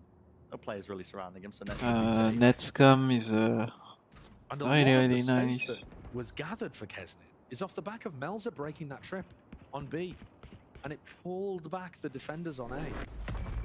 Because Crew are spread around the map. And G2 can't really get a feel for where they are. The information game is certainly being won. Let's stay alive. Oh my. So there's a silver lining, but not much of one. Yeah, you're right. I mean, it's the information game. You know, when I say about Crew playing slow in these rounds and making the most of the time that they've got available to them, you still need to be doing stuff in the round. And now G2 is Making a lot of that preset utility, the passive map echoing, I control guess. G2 have. Yeah, 1 HP, the observer's highlighting there. Wow. But a lot of the damage had already been done. G2 are going to have to start getting more proactive, I think, in re-clearing on defense, in order to just get an idea for where Crew are. And if they can catch the And players they are who doing playing it, to like contain, they are stacking B main. maybe they can even get picks out of it too. It's difficult though, because with how slow and quiet Crew are around the map, you might just run into the stack if you decide to defensively re-clear an area. And that spots it. Mid players, they know it's compromised. It's only up to Trent here with a Sheriff in. A is basically free if they go mid to A. And they are gonna play really slow, really Right behind them, but he doesn't have a gun to try and take methodical. They know they have the gun advantage and now they have the man advantage. Watching for it because it was all commed. That was just a second player there. Fallon. I don't know. Putting out your util like that when you play like you know someone else is here. It's a little naive. Still have the cam on site. Maybe he's not gonna reveal it, so they can't like reshot. Yeah, they're gonna save. And the G2 players can't get their one and back. And the Yeoman is gonna go at the end of the timing to try to get an upgrade. Because if he dies on a Stinger, it's fine. Kind of an extension of what their style was during LCQ. Yeah, I'd agree with there that. you go. But they are leaving from the other side, so Into champs and dominate, right? They had that run at LCQ, but they weren't actually able to convert it into any success at Champions. They didn't convert it into any success in the off-season. But now they're coming into the games that matter in 2024. And they're looking great, like they didn't skip a and again, Crew with the dog shit pistols and dog shit like follow a pico. Only 2 rounds they burn have been off the pistol. But since then, like And I think they're lacking so much information. they have more firepower than G2. Which shouldn't be too difficult for them, because with Net's trips only being broken in 1 out of the 5 rounds that we've had so far. And we have a In G2 theory, timeout. They should be able to stack the other sides of the map, Pretty try to play aggro in certain pretty areas. expected. Yeah, but it hasn't been any of that really. I can't really think of an example of where a player's been playing aggro in elbow or. Yeah, I mean, They have ultimates. I mean, Leaf walked out B main on that eco round, but just missed the timing on them walking into mid. Josh RT, he talked about They're the probably adaptations gonna during his like interview with Van talk Silly about that Crew were making. what How proactive he's got play pressure on himself. to make with those ultimates. Big ults online for G2. Because Crew is Of like it with Leaf, just playing Showstopper, Jonah P with 100 unbothered, like The thing is, they both just of do those what they ultimates want. require a bit of information G2 about where needs Crew to are in like order to use them properly. right? They're good Start at to stopping shove a big sticks in exit, their wheels. or good at stopping a plant from going down. But if crew are just quietly walking around the map and then they burst Cypher onto A. it's really difficult to find good timings for those defensive ults. That's part of the puzzle here for G2 to solve. Honestly, And again, G2 stacking B main. Through again. 1-4 setup. Doesn't see anything. And the Sova doesn't find anything. MTA aimed towards where they've seen net in the past. Really deep drone. Sees. No connection. Found them with the drone. Landing into market. But nobody's But moving. Net has rotated his setup, so he's playing over towards A. Very smoking mid. Onto anybody. Trent dodges. So it's gonna be mid to B. It's so But it's slow. passive, right? So quiet. Impossible to tell that crew have 4 players in mid. This is a repeat of the previous round. But now they have the camera instead of bodies watching. Well, surely they hear the footsteps as well. Net! Backs away, Hunter's Fury. This feels very, very improv. Just an attempt to punish all that space that was granted and gained. And Kesden in the mix of all of it. And again, the chamber finds a He pick. capitalizes. Straight there towards the back now. Fade ult. Nightfall. Scazzes it into the back here, but no connection. And it is mid to be indeed. Time of it, but does maintain his composure. He's low, they know he's blind. He should die. Valin found the kill He mid. managed to find those 2 kills up into the top section of it, and Jonah P stayed alive this whole time. They flipped the entirety of this match. Showstopper! It's done Oh with! wow. Leafs taken away. Just gets smashed. MTA dropped to his knees, but still going to be granted that information to them because Valin is the last one left. They know exactly where he is. The face, the timing. That was a little off timing. That 1-2-3 wasn't clean, but He's watching the left side of pillar for a long time, waiting for an attacker to peek, and then he thinks, managed to right, do I've it. gotta go for it now. I have to ult. It's getting so late, and that's exactly as one of the crew guys I wonder swings where over the top that of the Leafs chamber ultimate is gonna go. Brutal. But G2 again, so many questions being asked of how they're going to respond to unusual positioning and pathing from crew. And Kesnet is the player to open things up once more. Yeah. I think you'd have a lot less agency when you're locking into the chamber, but still been finding the value. It's Kuzma pick, and it shows like the Fade knows a lot. Like they have the lineups, they have the setups. Yeah, it's a hard lurker. Everything Now is like Trent anchoring with the help of these 2 trap wires. clean. Look at them, they're just walking all the way up. I mean, they can just walk up to this trip, spot it out, hear it, break it, paranoid into the back. Trent is in a lot of trouble. And look at that, Prowler in his face. On top of it, they're running him down. Didn't stand the chance. Oh wow. Man. Not a chance. Absolutely brutal. It's like crew are playing with wall hacks on. They know exactly what the setup looks like, dismantling it with perfection, not using any utility when there's no threat. And this is a team with an immaculate read on what's going on around the map. It's a forced buy by G2. Don't have any money. Next. Dodgy weapons. They've just got to save. Valin and Josh must be scratching their heads. Again, it's not like crew are using tons of utility and stomping their way into A, making it obvious that they're ending on that side of the map. G2 is not proactive Realize enough. that it's a heavy Like, commitment once the trap's been broken and a paranoia is already in the face of Trent. By that point, nothing too much they can do about it. It looks they need really to start good fighting so for mid control or some shit. that this was Like their back pick. So they have a Sova to like unusual spot composition, people and shit. One that Athena liked on the desk. And they've already got map 1 under their belt. Yeah. This is looking excellent so far. Set up for a slam dunk at this point. 5-2. Net's just getting spammed off minimap there. Yeah. Got to make changes. Got to make changes. G2 And a timeout second now. timeout. Burning Yeah. Second timeout after G2 7 rounds. G2 is out. And that shows you how lost Like- G2 are at the moment. I can think of a couple of options for them. Like I said earlier, the operator. Now they don't have the That equipment for Sova it. is just They pick up the fucking op, they can useless. try and punish somebody's lurk timings as well. You Like, can hold down one of the why avenues would you on the map play? without It's really, like Sova on needing utility. splits. Like, The question is though, I don't know. where are they going to opt? Because over towards A, there's going to be a lot This of guy smoke is utility in there. still so much stronger than Sova. Like, even just a worse skill, like a worse spell, which is the heal. Suppose you could try to A fucking heal. Like, B main, I mean, they've been given a lot of space in B main. even that skill is a lot of utility because you don't have a Sage or you don't have like healing agents.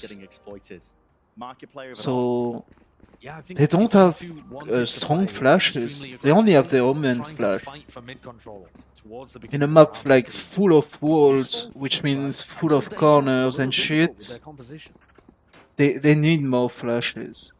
They either need like flashes from their duelist, so a Yoru or a Phoenix, or they need like flashes from their initiator. So a KO if they want like the reveal from the knife, or the just the sky for if they want like the dog and the brawlers and shit. And will they find any value from it? The paranoia was perfect. And I mean like, Pro is basically playing with a duelist. Like KO is a very dualisty type of initiator. Like, it's basically Phoenix without a wall and with a knife. And the utility he has is to like just completely negate a Cypher. So if you found a Cypher with a knife or with your ultimate, you can just run through his whole fucking setup. Like, and we're gonna see that in when the KO gets his ultimate, the Cypher is gonna have to play off any side. He's probably gonna have to hold mid and wait for the KO ultimate every round. If the plant goes down on B, you would imagine. 30 seconds left. 30 seconds. Yeah, they don't know if they're just cutting noise out towards A here. Holding for the ground. Cover going. Deep dart, surely at this point, as soon as the trap, yeah. They're going to be starting to grab at least one of the guns. It's net. Plan here, gives some info, note that both of them are on B, so the players can start rushing into the site to try and take this one. But still, it's just to share it. Knife 4. Now connection, Trent. Don't grab any of those audio cues, and a backside position this game is a great call by Crew. In the moment here, they're doubled up. It is some semblance of awareness. Jonah P. still there, and there it is. The ace for Jonah P. Right when they needed it. If that's what it takes, though, Jonah fighting with a Guardian, acing it, Crew. You cannot escape. I don't think that's the call from Josh in the tactical timeout. Yeah. Jonah, play a Guardian and ace them. How many, how much is it per PC? I don't know. How many aces have we had now? Is this the third one? I got power. I don't really like Cypher on Sunset. No, boss, I promise it was a good idea. She is strong, but like, I don't know if you need two smokers. G2, with rifles in hand, If you really want a wall and some shit like, and heavy smokes and stuff, just play Astra. Like, I feel like Astra is like, would be way stronger. I mean, look at it though. G2 getting pushed back behind. Omen is just enough, Leaf's man. kind of stuck in this corner. They're using the drone to get back up on an aggressive angle, but Crew have already left. I feel like you could get like a Jet instead of a Viper, Again, yeah, it's this mid players. They've already looked up. They can't or pass the angle. like Just an off-angle approach. From just Trent to try something and hold else. it. Same smoke all the way through. Prowler connecting. Trent's got so much to do here as the lone player. They're going to be walking right into him. Rips away 2. Yeah, that's major. Massive player advantage here now. That trap broken. Melzer trying to be a menace. But what I'm noticing again is Crew are not afraid of mid at all. They're just walking around there. Not a care in the world. Waltz it up. Paranoia into the corner. Elsa trying to remove some of this utility. They don't have market control here. There's a risk here. Melzer almost adjusts for the second. 1 for 1. Online for net. They do have that market control now for Crew. Moving forwards. One player remaining. It's all up to Kesnet. Paranoia not dodge. He's finding himself all over the place. All is closed. Spike up. Smoke drop down. Got himself in, but it looks so unlikely. And yeah, Leaf with the backstab. G2, they are finding rounds in a row their now for rounds. G2. The only ones that they've been able to get on board while Crew had rifles. And that time, it's What's just up? Trent being Not able to much. defend this. Punishing Um, that contact play with an off angle. But the fact that Crew are allowed so much access to mid without using Yeah. too much util at all. The first Prowler used for mid control. They are were finding a already lot up of basically space. to the top. That worries me. They're taking it for free. Yeah, they really are. Now towards B. Oh god, the Prowlers! It's point them directly to Trent, and now that pit is no longer a pesky problem. And it's not like Trent had any support there in B main, just trying to get it down on his own. And But he if picked the he's exact like wrong round to do cool, it. I don't like think Crew have been playing B main heavy who in just the early knows? rounds at all. They And yet know, this was like- the moment that they decided to go for it. And A look, read, perhaps, on where Trent was going to he put that pin. instantly Or just ulted, Good luck for Crew. Either way, they'll take it. It's a 5v4. and now they have to Get the opening. slowly walk back towards A. Play explosive off of it. And But Crew it's just noise falls again. like, This would be a great and they're way to gonna end go the day, B. You know, without Trent having that wall to be able to play behind. Like this is a That's what fake. Klaus is trying to The make it Sova look is like. pulled like, Throwing his Prowlers, trying to get Leaf off the line, and he's pulling at Valen and and Jonas the all Cypher is day. playing The rest like of Crew way ready to walk behind, out big. away from the knife, like just at the edge. Paranoia. As I said, like he really doesn't want to be found. That's a connection, but he wasn't expecting Melter. 1-for-1. TP to disengage. Klaus up through mid. Oh, he only found Trade by one. Leaf. Good But reaction it's from still that. a Really turns good around. Plan finally getting down. Two versus good three, round though, for to pick. Crew. Really, Viper pit, They're gonna need and some spam yeah, kills here, Brent. it's gonna be over. The pit to go down, actually. Decay, damage, Leaf dropping down, clearing all of it, and yeah, you're right, the pit goes down, but interesting smoke from Melzer, shot down, kills, there, last player notified, Shy, he's got so much more to do, 150 health, dart towards the back, it's a double face, G2, Holy fuck. pull that one from the brink. Insane shock from G2 B. founding Once that the round Viper was pit went like down, they realized they were everybody in B main, crazy. and the shock was like a homing missile. That's a bit of a slip from Crew. Should have had that one, I think, in the bag. Yeah. Especially after picking up Trent so early on and denying that. And then taking down the site anchor. This is now going to make it a much more competitive game. The score is 5-5. I'm not sure it feels like it. Crew have been very No, dominant Crew are in like these final few rounds. they are very unlucky. It's taken heroics. I don't know if unlucky is the right word, but like We haven't seen they it. played the first half of the round very well, and then they just get sloppy. Like They're usually doing still with these trips, getting rid of the cam potentially up there, but it's not. Trip down to the floor, they can jump over this. Not choosing to do so. Yeah, that's decent information, actually, later on for Kesnit to potentially abuse. Look at the call here. They're going to try and make pressure around the rest of the map, and then I think Kesnit is going to go for the jump over that trip. Genuinely, he's they right. should fight me I though. believe it. There's a cam in the corner. Put a trademark If there, that's try the and clear plan, it. Leaf I holding think the close. plan is Showstopper just to do so.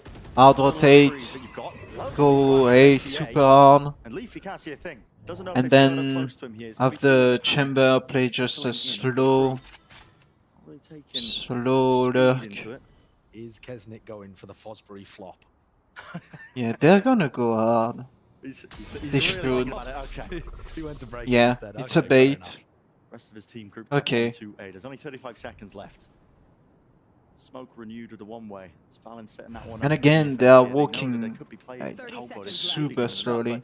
The lower as time gets, the worse it could be, especially when Leaf's still out. And with G2 is showstopper. playing like It's very denied. passive too, so Any of the plan or even the space getting in. No, Rocket goes flying. that's but a no kill Rosa. there, just the damage on top. Melzer 2 just for keep 1. in. Ballsy play, but he earns the one kill. At 2 least for the trade's 2. still there, G2. Maybe they can make something of it. 6. Few seconds left. That's a huge Jonah duel. in through the back. Takes out Shy. 1 HP with the decay kicking in. Leaf's still there. Beautiful work. Man, Precise with the Crew shot. just G2 hold on. That one was close. Same kind of idea again from Crew. Walking all the way up to the Viper wall for free, and then using they just utility can't through it. find That time, though, anything. Leaf and Just Valen can't doubled find up, able to anything. pick off at least or do enough damage and get a kill at least to be able to make it slightly easier for the rest of their squad. And crucially, Kesnit only went 1-for-1 on his lurk. I mean, if you can keep Kesnit to only going 1-for-1, that is genuinely a win condition for G2. On here. What a comeback. Very reminiscent of Icebox, but the other way around. G2 themselves having to come up with the adaptation in the first half. In the second quarter, now double offing. You were talking about that being a potential solution. Great way to stop these contact plays, but there is util being used and expended to take B main control. Knife. The Cypher is on A. He's playing away of any side. They are going on. Spike drops. They have the Omen ult to pick up the spike back up. They're not gonna use it. Kesnit was almost going down to They should use the Omen ult for info. He's so weak. Get a grasp on how many players. They saw 2. I think they know. The smoke's coming in. The Molly pushing player away. The players are low here. Melter's watching the smoke. Where's the trade? It's there from Net, but instantaneous. Good trade, good shit. It's 6-6, but Crew deserves like 2 or 3 rounds. Like if it's 9-3, like I wouldn't be surprised. Like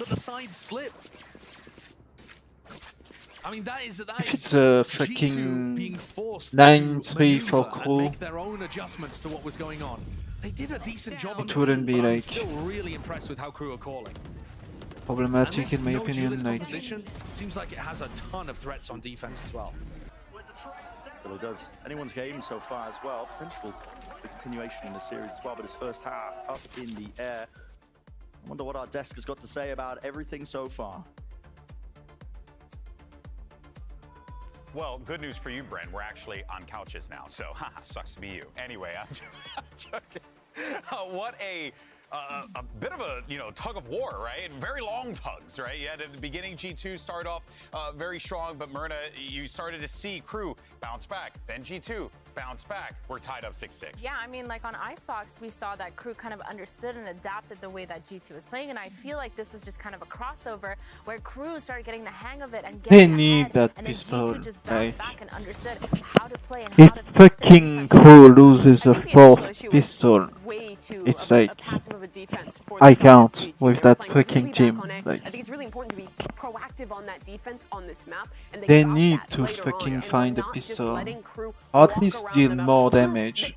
They have the shift key permabound. They will walk everywhere if you let them on the attacking side. But now going into the second half, Because they don't have a Cypher. I think this is where we can see some of that Sova start to shine. And that Sova is gonna be way more useful in my opinion Chamber utility that you might have as a T than a CT. map. And for me, whereas Icebox with that Brim comp had a very set way to play, with this composition for G2, it's going to rely a lot more on the mid-rounding from Valen, which is where I think he really thrives as an IGL. Yeah, for sure. And they have that double controller comp, so it's like when it goes into attack side, there is a little bit of lurking allowed, there is a little bit of freedom allowed. It is a I think Crew's Viper is gonna anchor B most of the rounds. G2 are in the big leagues. The This same is the way pressure now to not G2 lose their opening match and take Viper it to the did. Couldn't agree more with that one, Mimi. Let's send it back over to Brennan Sideshow. Probably the chamber mid. We'll see how this one ends up shaking out. Right away with the barriers dropping, a lot of players ready to And move. A bit of a then skirmish. Melzer holding that paranoia on for the left side approach. Dark that's a clearing, not stack too for much, but Crew, here's the like refight for Audi. Smokes is anyone's game, but it's Klaus who's filling up the feed. 2-4-2. Green. Okay, finally a good pistol from Crew. And it looked like Leaf could have been the difference maker there. He actually slipped into the Viper Orb without Crew knowing. But he wasn't able to find too much value from it. Right into mid, Kesnit. And Crew win their first pistol round of the series so far. Yeah, finally. I think that's incredibly telling. That Crew have kept it this close and been able to win map 1 without being able to lean on those pistol rounds. Their gun round play has been excellent. Yeah. That spells bad news ahead potentially for G2. Unless they've got really good mid-rounding, as Mimi and Athena were talking about on the desk.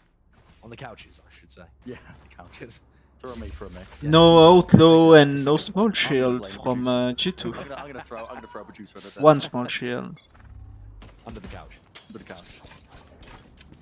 So the different Viper setups from both of these teams. Instead of a lurk B Viper setup on the attack, it's over towards A.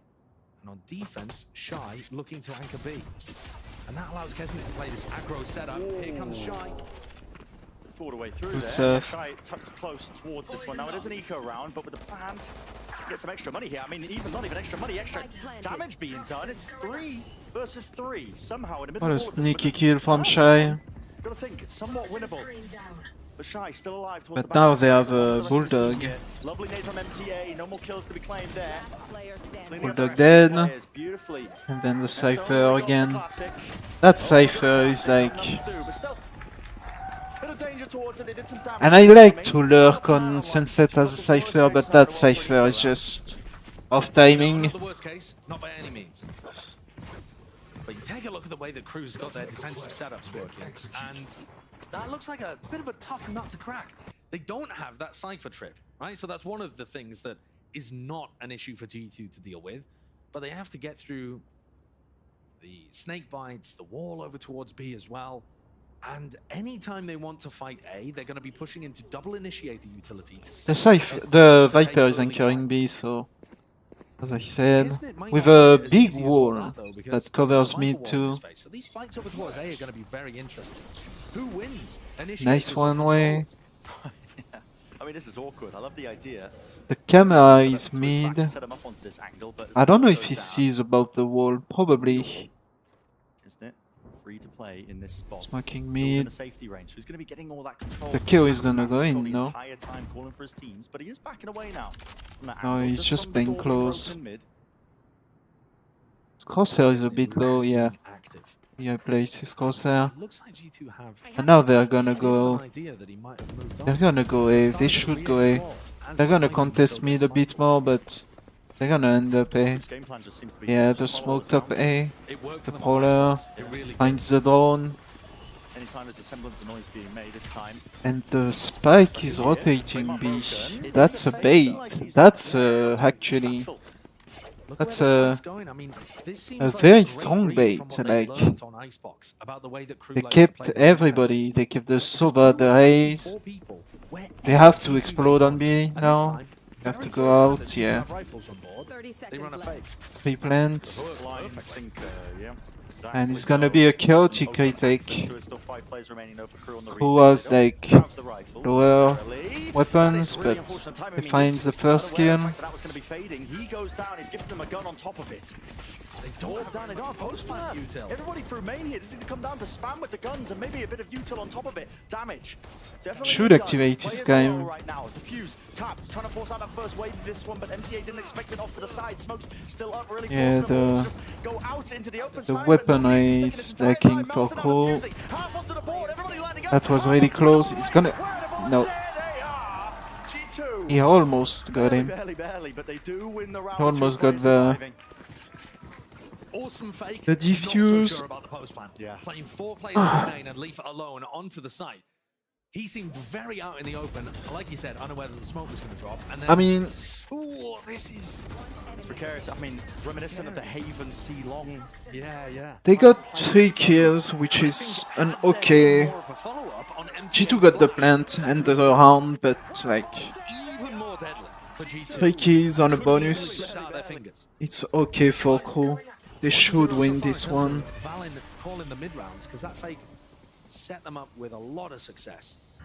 Same kind of And you can see like 1 small armor, 4 big armor for Crew, and 4 big armor, 4 small armor, 1 big armor for like G2, so Kesnit's one of those players. small advantage for Crew. Multiple times before he decides, all right, okay, I can't really get away with this.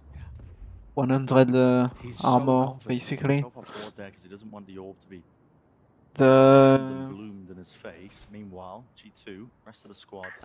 Fade almost has her ultimate as well as the KO for Crew. This time, And the Viper Viper should play for the B orb. Players, though. It really just comes down to Kesnet. They are gonna go But yes, out on this B. hit's coming through. Maybe some kills can be found, but they don't have to spike in this direction. I think they gave up the He's eyes. running away, so it's an open side over towards A now. They found the eyes on site, like close pillar. And nobody's checking that side. They are now. They found him. Match there. Lots of players ready to find him. Kesnet not giving He up saw all the space. cam. There's a smoke again into his face, a bit of random spam. That's a random spam. Clean off. He's disrespecting them and shut down in the process. That kill gives Trent his pit, so Yep. this now becomes even more difficult. Nightfall all the way through here. Players were low enough with the decay damage kicking in. Excuse me, MTA. We catch that one onto net, but yeah, the pit didn't go down. Trails pointing towards them. Dart over the top, broken. Jonah P. It is chaos in the mix here, but the trades are One still for going one. through. Working away now into the back of this one. Only 2 players remaining for G2, and the pit still remains up. He needs to stay alive. Good Oh, adjustment what a from nice Stacks to flick the from side here. Trent. The players alive here with it planted for the pit as well. It's looking more than He's one gonna go them. for G2. Too difficult now. Melzer onto the high ground, time ticking away, and Valen Yeah. wins it against the counterpart. That Viper pit saved the day, as well as like Excellent maneuvering. the Trent, like Again, and Kesnet moved the offside. Trent flick.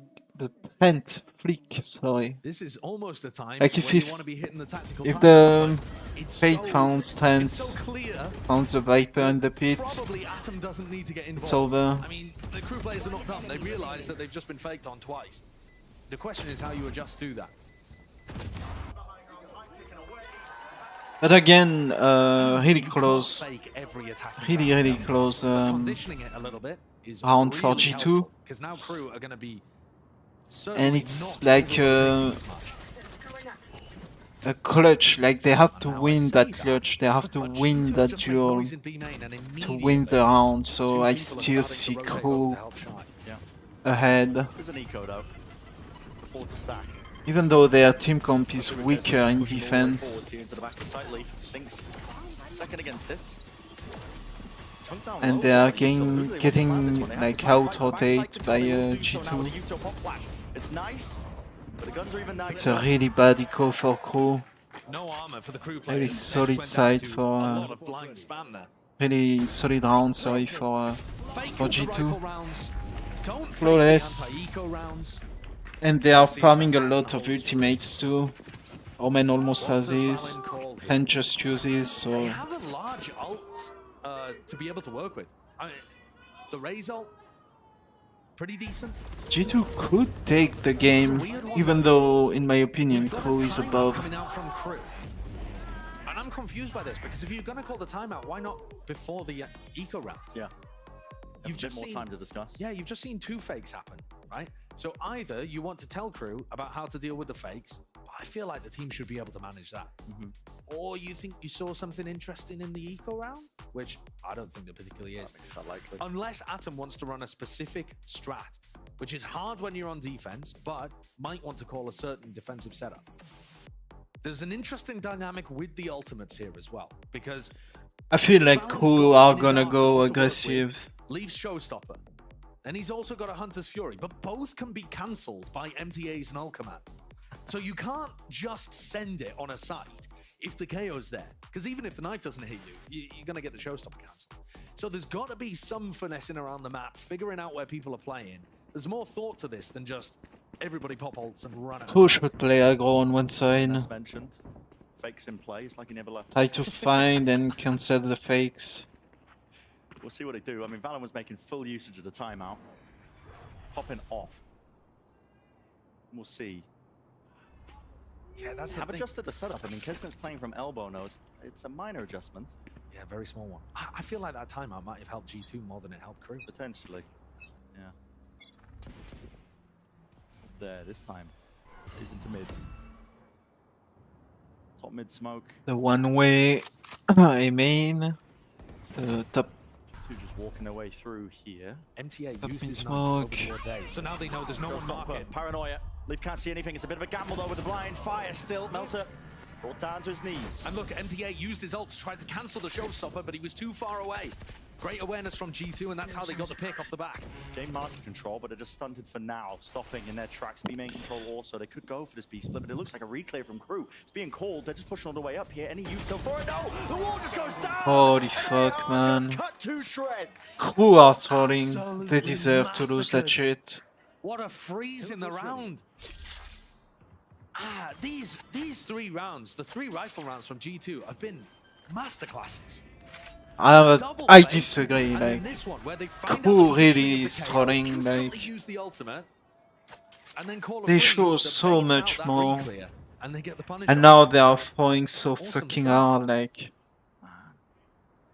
The quality of play, even for teams that we're not expecting to be right at the top of America's, is pretty impressive at the start of the year. Yeah, I'm not gonna lie, I'm dead impressed. Especially considering, you know, if you think about it, at the beginning here, some of the teams should have the least practice that they'll have at any point when you watch them this year. But there's a lot of parity.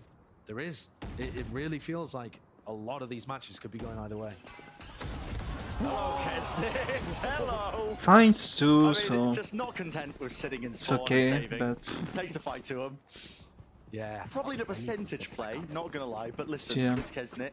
He's got a rifle. and anyway, they've he's got his ult only for the next used round. the showstopper. Yeah, and that's a good thing to keep an eye on in this round, because it's going to be another eco from Crew.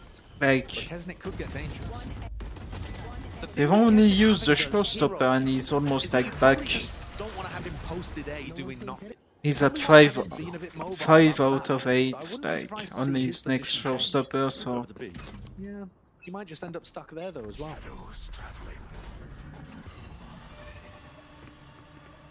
They really didn't do anything that round. Some extremely impressive attack side calling has led G2 to have the lead so far. Fast again. I'm a paranoia. Nobody playing off of it though. Melzer. Wasn't caught with the dart actually. Still close to the corner. That's Shy. Leaf doing his Kesnit impression. Yeah, it's just walked all the way into mid. He might be able to catch a kill. No, Kesnit going in the opposite direction. They are expecting someone mid. Top flash play. Repeat from MTA. Another big play from the rookie. See that. Shy's still close to the corner too. If this is a half clearance with Clash playing close, there's some real danger here. Real danger, but no, navigated safely. Treacherous waters, melts it in mid. Leave! Oh my god. PP hopping all over the place. And Kesnit's the last player left alive, wondering where it's gone so wrong. And they give him a lot of respect there. Triple face on different pieces of elevation.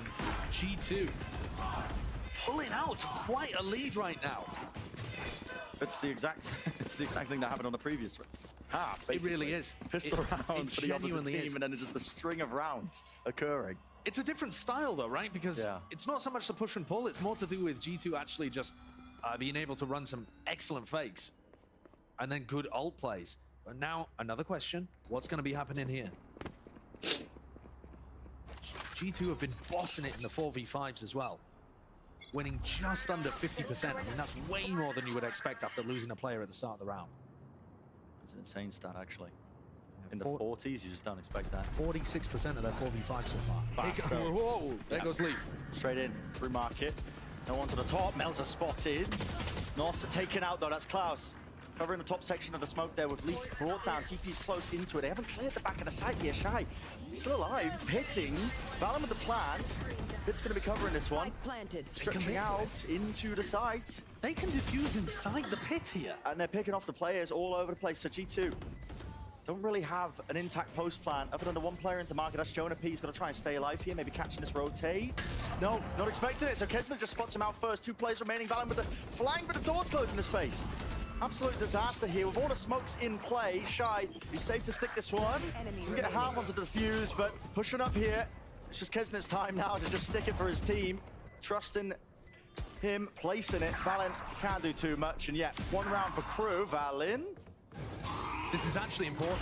Nice kills. No, those are really important kills. That's hurt the economy. I mean, look at what they've got to work with there. Melzer's on 3,200, Shy's on 3,100. Those kills towards the end are actually massive. It's a Pyrrhic victory for Because Crew lost a lot of round, and so they had the bonus, but now they have nothing because they just won. It's such a cool idea, actually, coming out from Shy.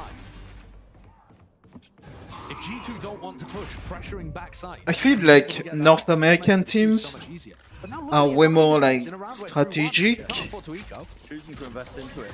and like they are way more into like playing control and stuff. Whereas like Brazilians and South American teams are way more into like just mechanical, being better, like being better at clicking people. And obviously you have NRG with fucking Demon 1, where like they are like just better. His rendezvous wants to play even deeper, close to the angle there. Potentially anywhere, right there. Would it be the trade? Kesnit! This guy's a menace. Good for crew. 2 for 1, but they are good at winning with a player disadvantage. To work with, and where did Melza ult to? That's what G2 As Sideshow said. Wondering exactly where he could be. They've given up A entirely. They're saying there's no way they go after that. Kesnit just got 2 taken away, gambling on the fact that they're going to be going back over to B now. And the call is so clear. Yeah, wonderful stuff by Melza. Sova ultimate post plant again against 25 seconds. Close. Closes ultimate. Make sure that they contact up, don't reveal anything. Was anyone spotted? Shy maybe potentially. Now they're making noise though. Shy's gonna be aware of this one, making a call. Doesn't expect the player though. 3 for 3. Down into the lower left. That's Jonah P still staying alive with the dart as well, playing a game. Oh my god. Oh, holy fuck. That's round. And he still has market control. The bad weaponry there, I think, is really hurting crew. You can't spam into smokes with the Guardian. It's just nonsense. Klaus is going to try. They're going to go. A lot of util. So much to clear up. Cam there. A tap. And the timing for Jonah P works his way behind. Hello. Okay. On the first one, quick tap, expecting a player from a different position here. Nets doing a wonderful job of just really bleeding down the clock. Frustration for Klaus, but G2 find themselves up to 12. Incredible play from Net. Really disciplined from Net and Valen towards the end. I seriously do think that those guys And made a they're difference. just gonna go like there's no cipher to stop a play, like they have the showstopper again for Leaf. They're just gonna go on. And I said that if crew won that round, their economy woes would likely be solved, assuming a few stayed alive and grabbed some upgrades. That's not the case at all. It's just gotten worse. G2 used both of their tack timeouts in the first 7 rounds. Now, crew are using theirs. But I think it might just be too little too late at this point. Yeah. It's 12-9, their economy's in shambles, they're barely going to be able to get sheriffs on the board, man. Never mind any kind of rifle. This is G2's. Signed, sealed, and delivered, I think. Keep the series going if you are G2. We're talking about, I mean, earlier, the ults online, Leaf and Jonah P again. Yeah, I mean, crew won a pistol round, and then it all went like Try and go with a bit of pace here. it all went bad since then. Maybe they should just not win a pistol round. Maybe it's their curse. Like if they win pistol round, they just lose the whole fucking game. I don't know. G2 haven't been going for many fast plays. And if it is a fast B, Like even the one they have in the 20th round, like just lose every gun and just reset their losing bonus. Like it's more a curse than a blessing. Presence, at least with the cam. this is too much to ask of Kesnit, sure. Yeah, drone, showstopper, as I said. It's an obvious play. And they're gonna go plant and yeah. Who stacks A and like tries to push and finds you too late. I feel like teams are too scared to be proactive in like defense on Sunset. Over to the side now, Nightfall. Not connecting, Leaf as well, could do so much here. Jumping through, any sort of trade in order, not quite. Hunter's Fury on top of it. Gets the nade out, the rest of his team following up through. This is the match, secured. A clean one, flawless towards the end. Continuation. G fucking G. That's a banger of an attack side called by Valin. Pumped up. Great response from G2 because there were so many dangerous moments there. It was. Kesnitz lurks on the attack side, just generally. The attack side calling for both teams. Really, really solid ideas. Yeah. But G2 pulls ahead towards the end. And whereas we saw a 13-9 on Icebox to Crew, this is 13-9 for G2. Similar stories, but reversed. I'm really sad. I'm actually mad with how Crew played. They had the game in the bag. They just threw rounds and their like timeout doesn't come to for like mental resets. Like We're getting ready now for that map number 3. It's time for a quick break. When we return, it comes after Nico in a weird way and as a fucking before the last round when you know what they want to do. Like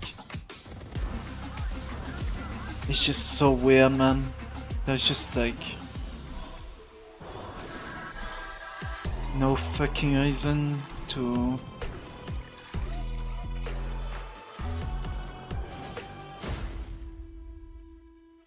play your like your strategical like your time's out, your time's out, your timeouts like that. It's just so weird.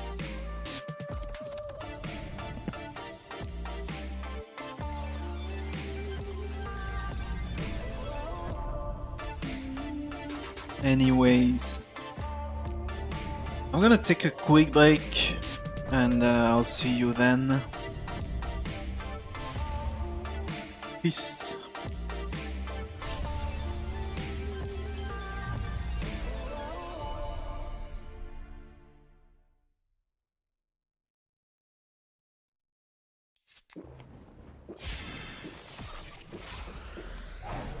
Red Bull gives you wings.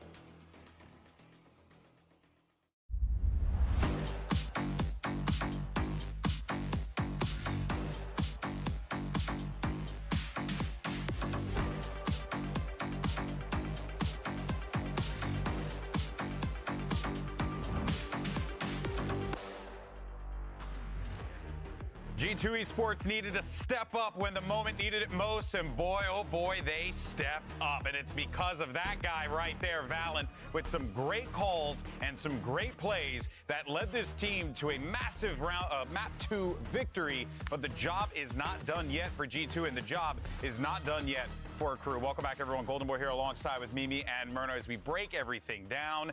And that was, at the end of that game, the tail end of that game, what Valen was cooking up there, I agree with Sideshow, a masterclass. Beautifully done, beautifully executed. The man was like the wizard. He was just placing the pieces where he needed them to be. It was amazing. I mean, it's what I was talking about at the beginning of the show, how Tex described his play style as a chess player, and every player on his team was a pawn. It was exactly that on the attacking half. Two masterful fakes back-to-back, again showing a great understanding of how Crew wanted to play on that defense.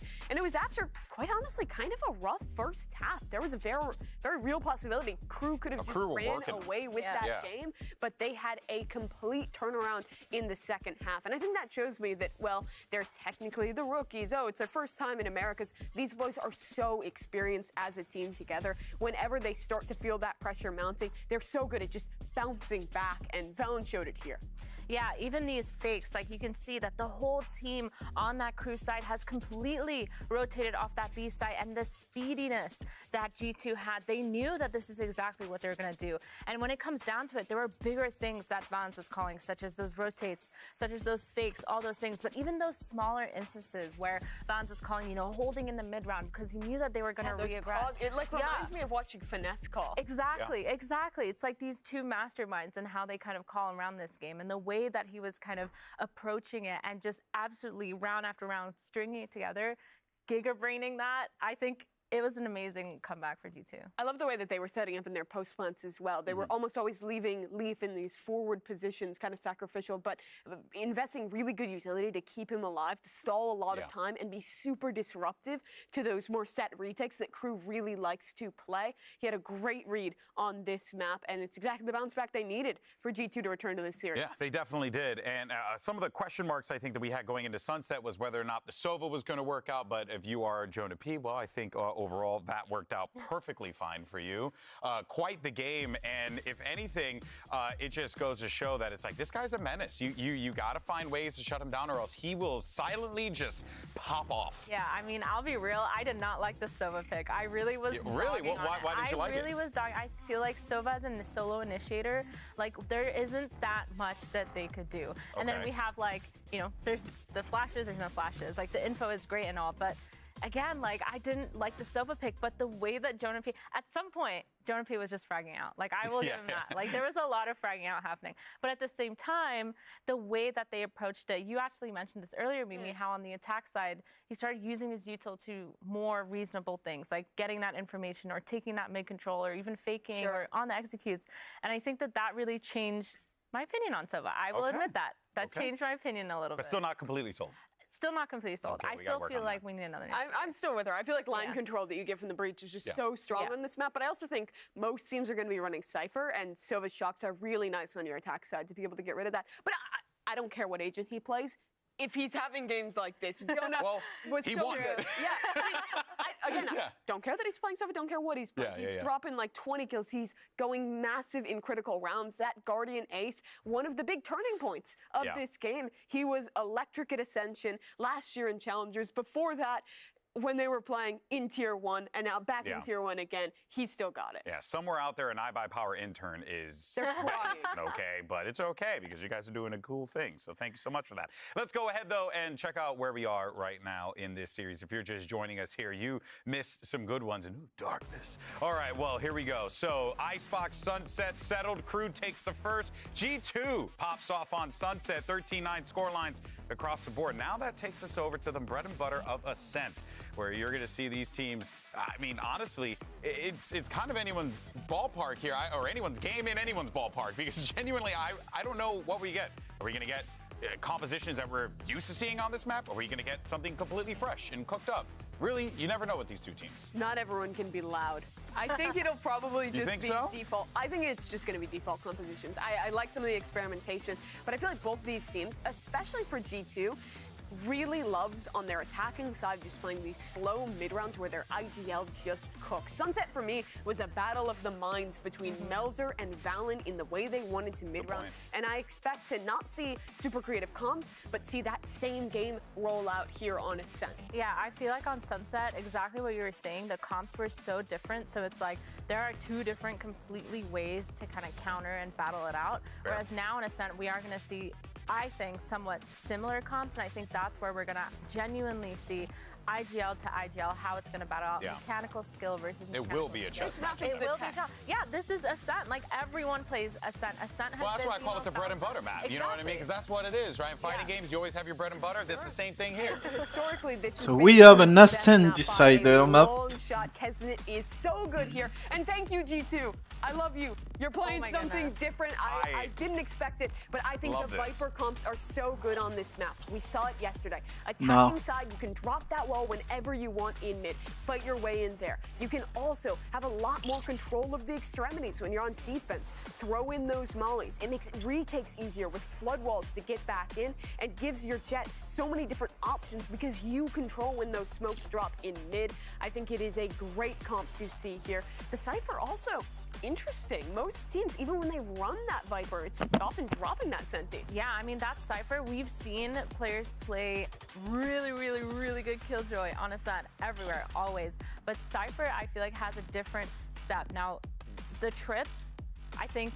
The Cypher takes the priority over the Killjoy because they don't have a Sova, because they have a Viper. No matter what, Nat can do That's that. it. He can play a Like, really, really mean Cypher. Well, this is going to be an awesome game, and I think everyone in the Riot Games arena is excited for this one. It's map 3, and the winner is going to be moving on to face off against they have the money from the Viper, so the money they lose from not having Killjoy Thank you very much, guys. Yeah, I'm are looking forward to replaced this by one. Josh has got a the little Viper's something money. Yeah, morsel. this is what G2 were doing in their activation earlier.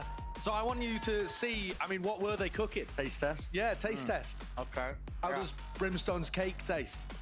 Thick. Yeah, thick.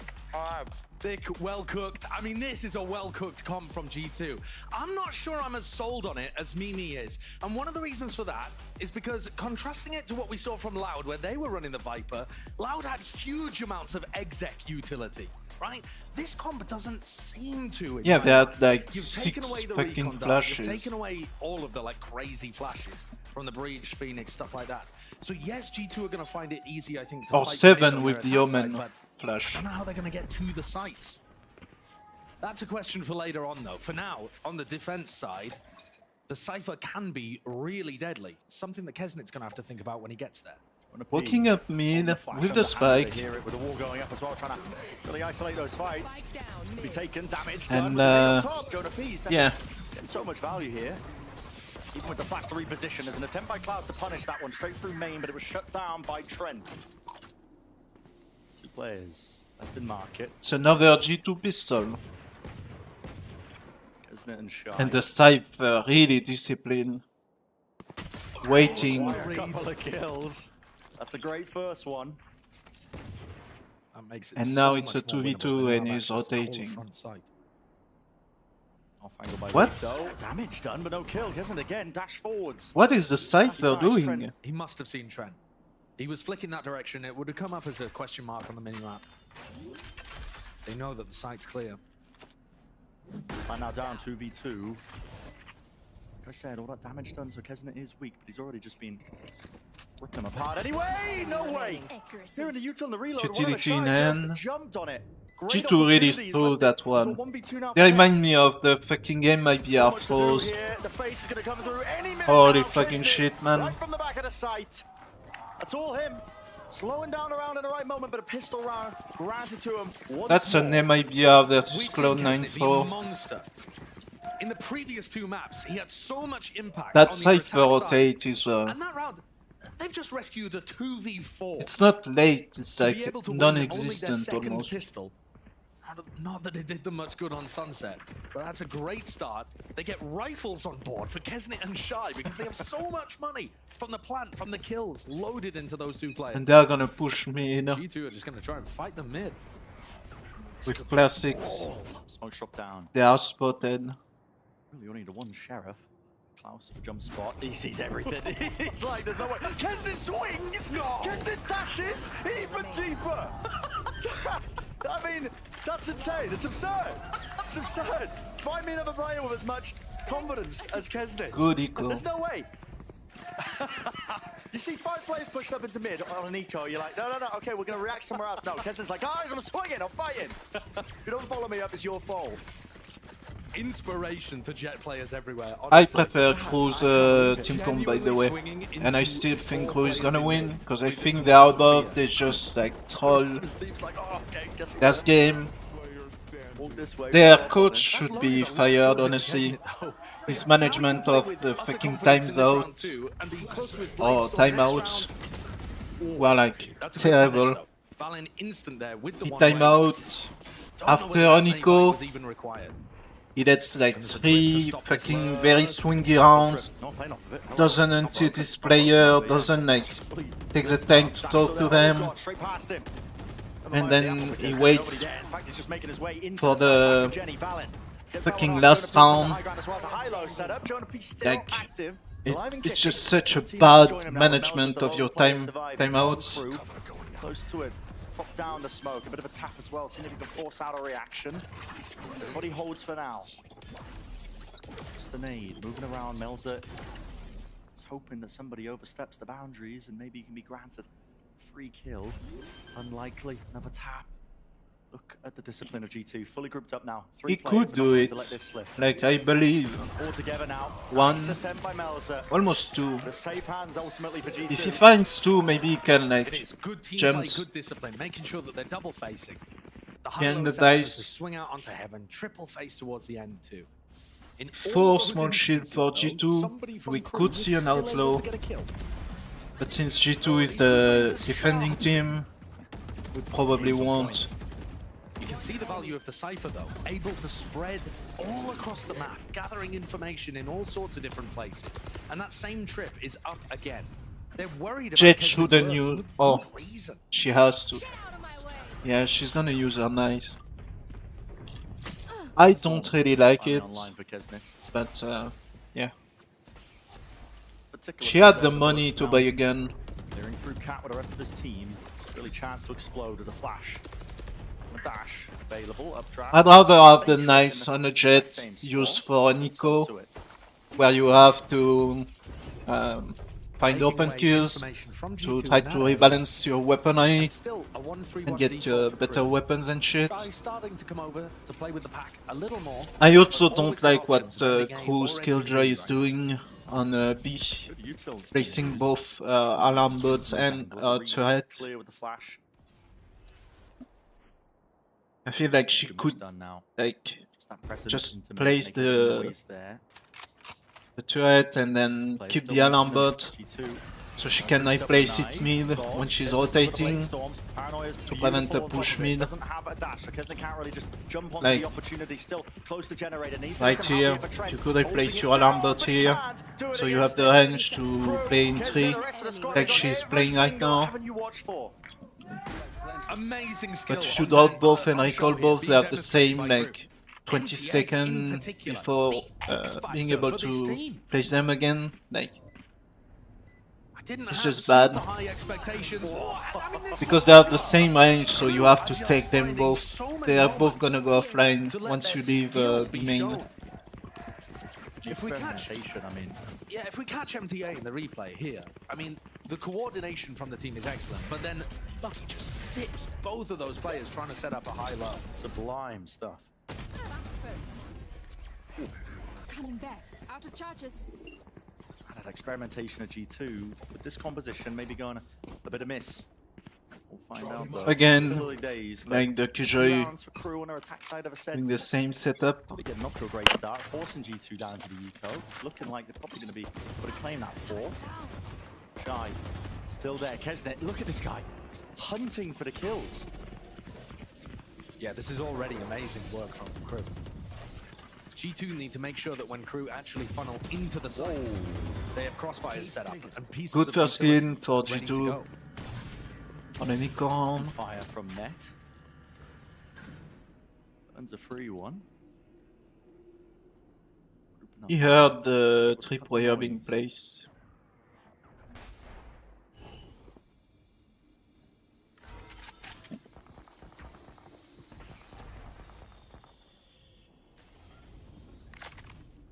In and out this trip.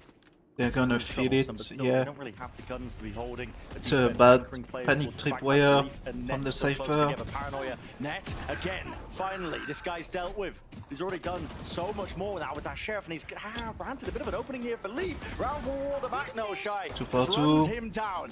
Shuts it all down on top of it. Klaus, he's out wide here. Bit of danger towards it. Trent. That's two straight to the dome. Shine Klaus down, double face, out wide, Melzer. He could spam the wall. Nimbus' Trent wins it with the classic.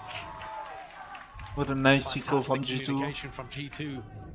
Hang's gonna have his right per beat for next round. Trent felt comfortable using the classic. And what a round from Trent and from Net. Net's 2 shots with the Sheriff opening that one up and halting the momentum of Crew. What is that? Straight through the wall. Free fire onto the corner. Crazy stuff. God. You're not going to be able to do this every time, though. So G2 still need to make these adaptations to deal with what Crew are generally going for in the rifle rounds. Leaf is currently 0-5, but he's picking up the operator for the next round. And he's looking to try to take fights in mid. He's going to be favored on these fights because he's got control of the Viper wall. 4 ultimates for G2. We're not looking towards mid. B main seems to be their aim, but look at that. Hold out of Jonah P already. No command. Waving through. They're going to be waiting this one out. Everybody suppressed, just cutting noise. And that's because all of the utility there made it feel like a fast B-pop, especially that KO flash through the window. Line up. Line up. The snake bite. Nades. All combined. Final pulse does it. Lockdown's destroyed. Players are rotating though. Maybe the goal of this was to try and fake. But no, Spike. Okay, I mean, Mel's still got this one. They're into the site here. Kesner's traded though. In through the back. That's a TP and a committal now from Crew. Already walking up, but they're blinded. MTA didn't stand a chance. 3 players now onto lane. Bit of a pause and a drop down. Still trying to cover those angles. How is Klaus getting Odin Silva Utilo in his hand straight through the wall. It's all against Odin fucking Cypher. What can Klaus do? Lit up now with a neural theft. Lucky to not get spammed. A tap. Once more, has to wait for the second pulse of it. Has to keep He's gonna moving. get spammed. Now committing out towards Dice and a double play from the G2 players is enough to seal it up. 3-3 now. The Odin just ripped through them there. Phenomenal stuff. And Crew And this is where you pick Cypher with Viper and not Killjoy. With the spot. So you can still have a heavy Odin type of play. To get in, because they were waiting for Melter to come and deliver the spikes. Very strong on in that disciplined very strong on fucking Ascent. Fucking Swiss cheese map. And now Trent with his ult towards B main. This is where Kesnit's currently playing. They could try to do something fast. And we see a second ultimate. A little bit of discipline, probably worried about that Odin. Omen used his ultimate too for fast rotate backside of B last round. They've spotted. There is an Hunter Fury, pushing away. They're gonna know now but Hunter Fury loses a bit of value for Crew since I was into mid actually, just met straight through market. Since G2 doesn't have a fucking spam through the wall. High pen weapons. Leaf only be able to a fucking Killjoy. Any damage done? No, there's a shot going wide, and all that space is powered to scaling from Shy. Didn't want to overstay his welcome there. Back to the Jenny. Good first kill. An entry. It's fast with it, quick with it. On the side from Crew. Spike still with them on top of it, so it's a 3v3. And a retake of Leaf with the operator makes this one. They have an operator and an Odin. It's not the best weapon for retake. Looking for the plan just yet though. Now MTA. You shouldn't play L. Like you're gonna get spammed. That's really causing issues here. Shock dash there, ult popped off, flash over the top, spam into the Okay. corner, straight through the wall. That's next. He could rise him. He could rise him. Onto the floor. MTA's gonna be able to provide them with that information here. Facing that wide clamps of another one, and Crew. What the fuck are those speaks? What on earth? This is what I'm saying when, like I say, Brazilians play for mechanical skill. Like those speaks don't make sense. He ended up losing, but they've pulled that one out of nowhere. Klaus of these. Yeah. Follow up at the end. And MTA with the entry. Yeah. I mean, being able to get onto Valen before Valen can use his paranoia, I think is a big error for Valen. Ferrari peak. He needs to be able to use his paranoia to stop crew once they actually commit to the site. Oh, there it goes. But this is an eco round. Trying to set it up, aren't they? Maybe get Leaf this orb. G2 pushing for the knives. He's twice about He's it. weird. Away now with the drone. Like, Kismet straight through mid. Set up with the rest of his team. I guess he can give his AK now. once you have the knife. And Leaf, by the way, since you were talking about him getting his Blazestorm online, he's having an absolute nightmare of an opening to this. It's just getting absolutely outclassed by Kesnet.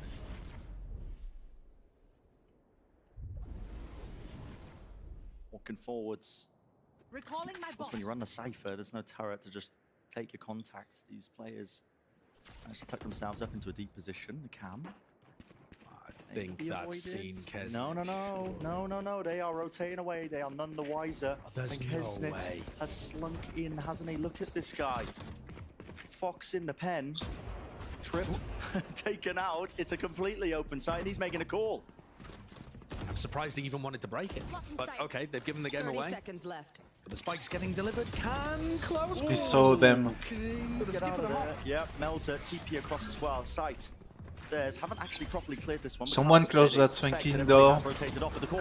Someone close that fucking door.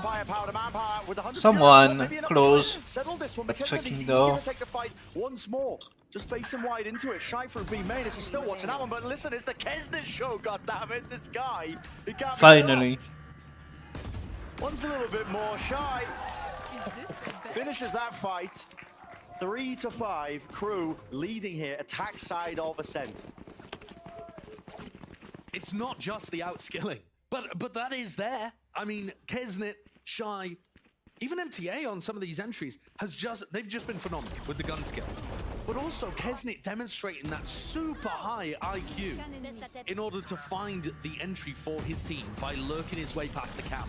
That's a split-second timing and super reminiscent of what he was doing on Icebox and Sunset and now here again on Ascent.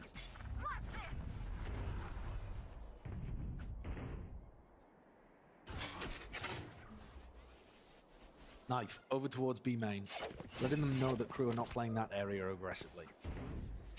But it's such a passive setup from G2. Yeah. No one holding aggressive in any of the extremities. Really far back in mid to play timing. They are making it look like there could be threats with that smoke. And crew are respecting it for now.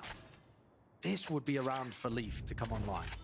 He's taking a very long sight line here, but he's 1-7, hasn't found an opportunity to get into this game. And because he's so far back rather than dueling up, crew have this easy access down cap. Waltzing in. There is a trip to stop them, but by the time they break the trip, they're just walking up to it. Exploding onto Valen and Net. This is where the paranoia is absolutely imperative. Again, spotted. No one able to really capitalize though off somebody getting tripped up into a paranoia. Dash forwards now from the rest of them. Net 1 only for good 1. An instantaneous trade. Flash off to the side. Dodge. Leaf still with the one. Blaze Storm. Regenerated, rejuvenated. Dashing and backing away. Jonah P delivers it. Flatlines the enemies. They return. Not out of it just yet. They needed that. They needed Leaf to come online. And Jonah, after having such a great performance on Sunset, carrying them through some of those big rounds, he also steps up for the squad. But the actual utility war, still not looking great for G2. Yep. There was a knife there that suppressed Valen and stopped him from being able to use the paranoia. Good flashes, brother. But Jonah P wasn't suppressed, and there's the rest of the team crediting him on being able to flash them in so that they could maintain heaven control, where Leaf and Jonah got the work done. This looks like another of the exact same strategy, but this time G2 are fighting tree. They're not just leaving it open with the trip. That might be a surprise for Kesnet. Flash, anti-flash position played onto the top corner. It's Leaf. Does he see this inside the smoke? He's not watching. He's not watching. He's not watching. Side by side, the Jet players are none. The wiser Kesnet. It takes him out. Flash there. That's some good old card fucking help. It's labored. It's messy, but eventually getting these kills. Trent still alive there, but eventually now brought down. MTA and Shy. They are powering their way through. Side granted and gained. And this attack side keeps going for Crew. So many rounds on what's generally thought of as a defense-sided map. It's so difficult for G2 to hold on. Net's got an impossible task ahead of him. Toad in his face. That was to take first contact, and there goes the swing for Melzer. And again, Brent, Valen's paranoia, way late. They're just not being able to identify the timings early enough to pull out the utility, use it, and stop Crew. By the time they realize that Crew have committed, they're already having to take gunfights. I mean, obviously this being a weird example, but there you see it just in the kill cam. Valen's playing over towards Switch, and he's got someone in his face by the time he uses the flash. Yeah. It's not a Good shit from Bro. five-person burst execute. It's much more difficult for the defense to get the utility timing correct, and G2 are struggling so much with that. Meanwhile, in the slower pace, And good tactical Kesnet is like an timeout eel. He just from G2. he finds his way through the smallest gaps. He's like an octopus. Only the beak limits where he can go. He can slip through any crack. Yeah, you're just making me hungry. I mean, 14-6, that's the scoreline for Kesnet. In terms of his kills to deaths. That's so sad for Kesnet. Yeah. Why is it sad? Because I'm trying to describe him similar to an eel or an octopus, and it's just making you want to eat him. What? I mean, he's popping off too. He's popping off. Listen, I'm trying to spin this one in a positive direction. You're too sushi pilled. Yeah, I really am. Okay, this needs to be a turnaround for G2. That's why the timeout's being taken. The G2 Cypher plays way too much like a Killjoy. Like he stays close to his shit and doesn't move. Or just hard stacking. And you have to when you are a Killjoy because you have a range on your shit, so if you go out, it goes down. But Net keeps going for these that get in But as a forward. Cypher, you should be rotating faster. Almost instantly, like. Just walking and missing the timing again. Jonah P. He's there, forced to just underhand it. And where's the follow-up? They just can't get set it up. They can't get the timings for this defensive. The unit. wall They goes can't up, have people taking contact but in they the are last past the wall. So now the KO has to back, and they don't have to fight me, they still have someone top me to control A main, and they are gonna go 3. 1 minute now. They are gonna try to get a big 3, see if it's like doable. I feel like But again, no one's playing like an early. I feel like they wanna go They're playing to jiggle. market and B main. Yeah, they are faking 3. This is pulling the util out. I mean, they fake out the smokes, TP, just trying to really force them. It's going B split. Again, the eel is in mid. Yeah. The eel is in mid. I repeat, 2 players to meet him. They're going to be doubling. Oh! Sprayed through and down. Jonah P from behind. What a return and what an answer. Net's still alive at the back of the site, but he has taken some hits. 7 HP. Kesnet hot on his case. That's 3 in a round for him now. Sets up for the plant. And let's see what the Viper does on the Ascent. And you're gonna see that it's just a dog shit pick, like. All going down now. Run out of resources, no mollies to force the fight. You can hear the jump spot. At least one of them, but it's the double face of Crew. Especially when you give up, like. Almost an impossibility. You're giving up fucking Sova for Viper. I don't think that trade is good at all. The rest of the squad pulling up to 7. It's absurd what Kesnet is doing. And Shy, too, has just decided. Like, Net plays too much like a Killjoy, and I mean, this was a sick play. Don't get me wrong from Jonah. the Viper doesn't have any impact at all. But it's just not enough. Crew up to 7 on their attack side of Ascent. I mean, a resounding half so far, and there's one more round left to be played. Even if they lose it, Crew are still in an amazing position to win their first, I guess. 3 ultimates against 2. The first lockdown was pretty dog shit. They know the KO is. Yeah, he shouldn't do that. They know the KO is here, and he destroyed the first lockdown. at that same exact I place. mean, Like, Nels has got his ult and the spike, so I think this might be some kind of elaborate fake where they're deciding whether to go B or whether to go A, depending on how the reaction to this lockdown works. Not really committed.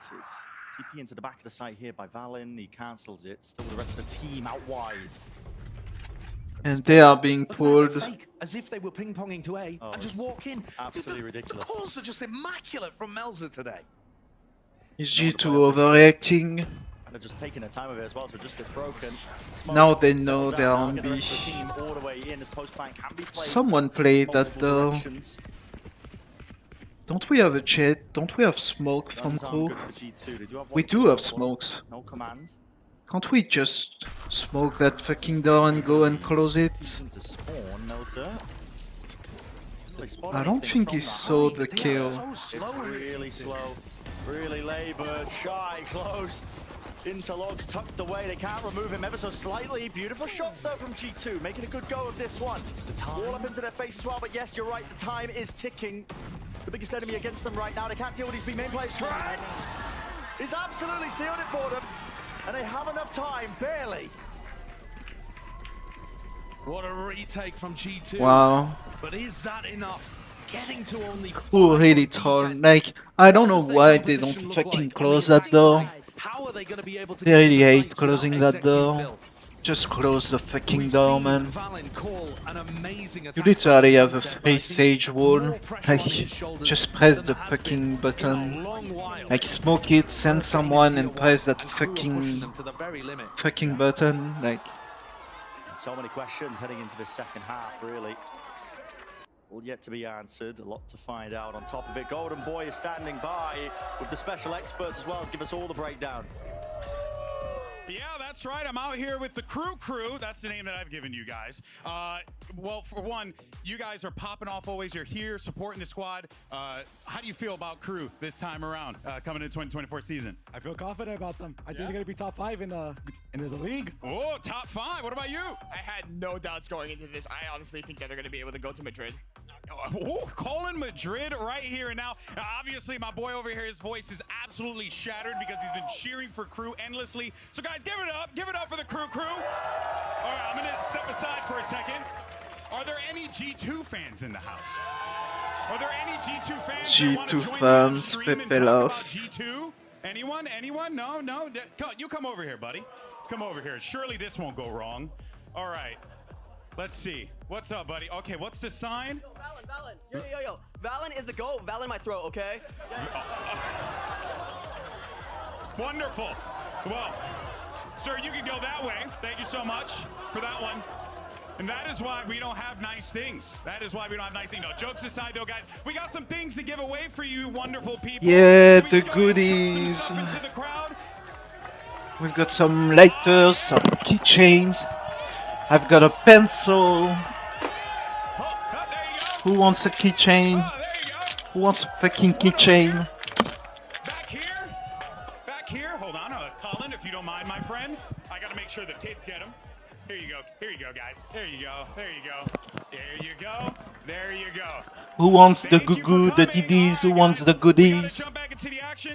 Holy fucking shit, man. American culture. Kill me. Kill me, please. Okay, well, I think you've witnessed history. This is the last crowd work segment we're ever going to run. Least unhinged G2. That was so good. Okay. Right. Well, I mean, that even distracted the crew players there. I saw Kesnet Just looking around, it's like, what is going on? Looking over towards the crowd. Okay. Let me refocus for a moment. Well then. So, Whoops. Leaf has had a really rough game so far. Yeah. I mean, he had moments where he was getting outclassed in the previous 2 maps, but this is different. 3 and 10 really found it difficult to get anything going on defense. And like I said, G2's composition, it looks like it can take map control fairly well. 10 jet versus 17-8 jet. Into sights. Oof. It looks like the Viper Wall's going to threaten those B splits. But let's see. It's going to put a lot of stress and strain, I think, on Jonah P in terms of how he... And they are pushing B main and mid? A bit of a pincer play outside B. I mean, they're going to be fast onto the flank, I think, through Cat.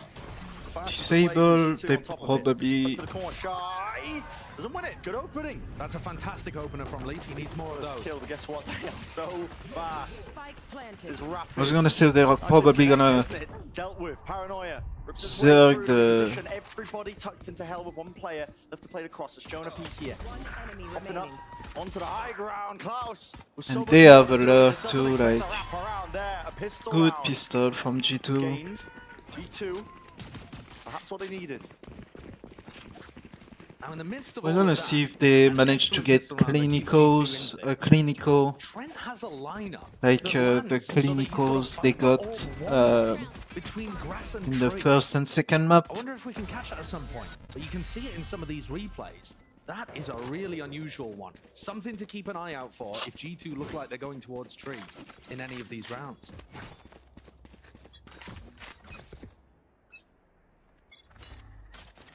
Ronaldo just holding for the push, expecting the eco. One player to receive. Just a dry fucking eco from Crew. Them to play off the site. Now, it's always the risk. When you're not running the killjoy, you don't have banana swarms to just layer down into the smoke. Oh, they found how to fucking close that door. And look, it's actually an aggressive trip on the market smoke. Yeah. As Net came out, he tripped market, making sure that if anyone tried to pop flash and swing through there, they would get punished for it. So they have thought about this with the comp. And Crew shouldn't be able to get too much done here just with classics in hand, but their aim has been so sharp today, I struggle to write them off.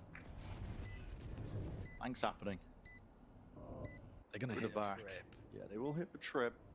But if they just play to contain and play for exits... Looking to do economical damage. Yeah, it could get bad. No chance to win the round for them. Running it down. Oh my god. Oh my god. And here are those exits. Containing, getting the kills here. They need to get out with that rifle and bulldog, but only one weapon surviving. What an excellent prioritization of the most And damage to do in that situation. only one You see a lot of teams just group gun up to try to only play out. one side of the map on exits and then throw themselves into the And strike. we see two AKs bought from G2. Leaf is going to purchase So up they are like, they are not playing bonus, they are like playing their own. Like, Kesnit's not real. He's not real. they are forced buying that shit. He's not real, he can't hurt me. He's not real, he can't hurt me. And the fourth, Nightmares manifest. So Leaf a is gonna third play as AK well, bought, hoping to but get a up to the fourth base AK on, but he's total. quite a long way away. And a lot of small shields too. Money situation's weird.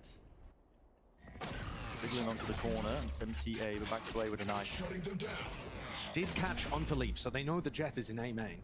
And that's going to pull Kesnit over. Look at this one way, right? Look at that. Playing in front of it though, MTA. Depending on how this is cleared, if G2 choose to fight this one back. Turns, there is a timing. The orb goes down as well. He saw too, he saw the Viper. They know the Cypher alerts on the other side because that's how he played. Man, where is the utility to get them through these choke points? They've got one flash. And they know the kill was main and the Jet was main too because they got her on this knife, so they basically have an idea of where everybody is. And that's why you see Sova rotating now. Away, but I mean G2, they're still not through. The layers of the util, the crew, they're just saving all their pieces for this. Where is the exec utility for G2? It's just not there. Finally, you're seeing it flash over the top as well with that dash out and Dash in, trade. Leaf is still alive. 30 Here, seconds left. out wide, but hit. Okay, Klaus returns it right from the side. Good shit from good shit from Crew. Let's go Crew.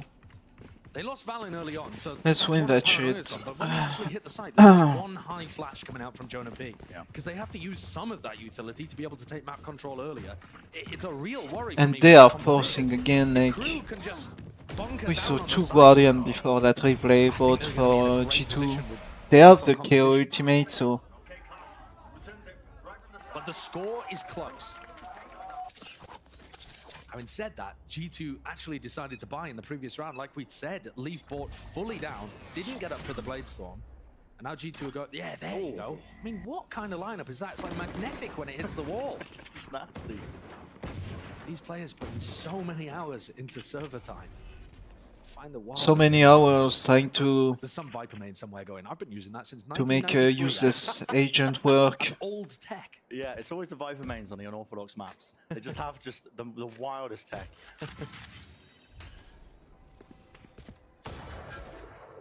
That's a little slow for Pro.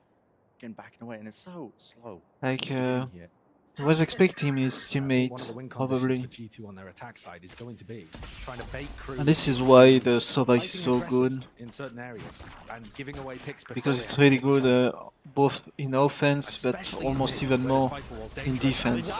What a play. Wow. Kill to be found It's there. still 1-for-1, Shy drops down into logs. Is he going to be spotted out? and they found 2 more. What a play indeed. That's amazing stuff. The flash comboed with the paranoia, knowing exactly how to punish that player on lane. And then Leaf getting warmed up, dealing with his counterpart. Others are still with a lot of utility. He's wanting to make a go of this one. Picks up a rifle.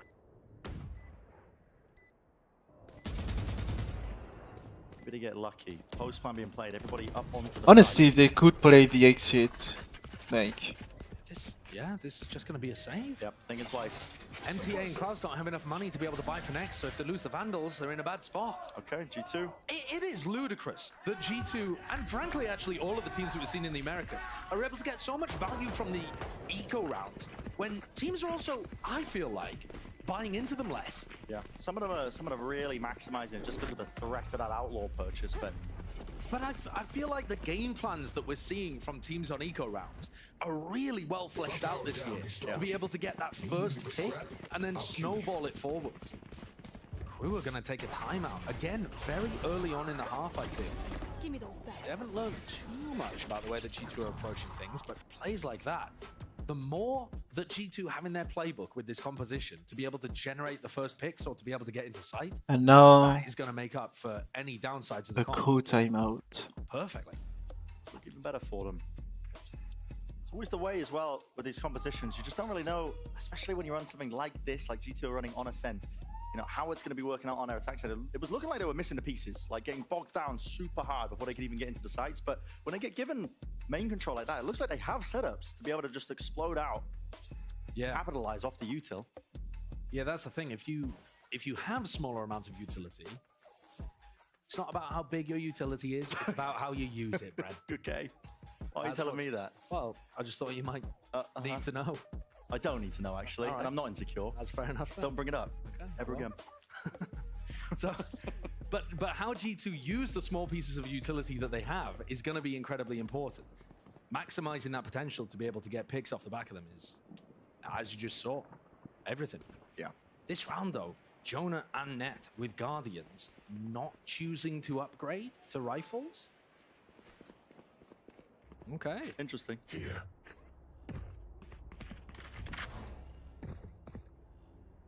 Jonah was feasting with the Guardian on Sunset.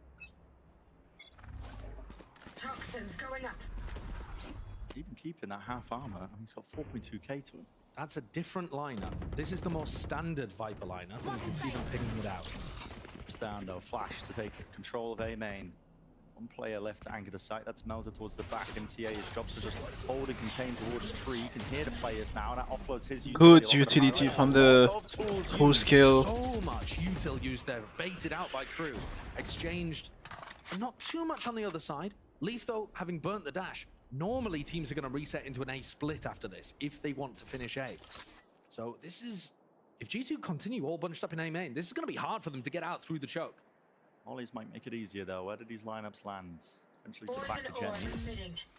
Looks like it's in that direction. Here we go, finding it. Molly actually towards the door. So here we go, Alt sent flying MTA. There towards hell, an attempt by Kesnit. More than that, he's granted 2 kills to his name. Spike dropped down. On top of it, Trent. He's alone. And he's using the AWP to leave. The spike for now. He's forced to abandon Jonah. Truly forced, and now Kesnit wraps it up pretty and neat with the bow on top of it. That's the lead for crew. Good shit for who. Huge utility from MTA. I do think that was a little awkward there for G2. The knife that like disable people and the molly that just prevents them from totally like going in. but a little too late. Not quite enough pressure onto the people anchoring. And again, Crew looking really sharp with their rifle skill. The Eco is in all sorts of weird positions here. Trent is vying for next with only a Sheriff, no armor.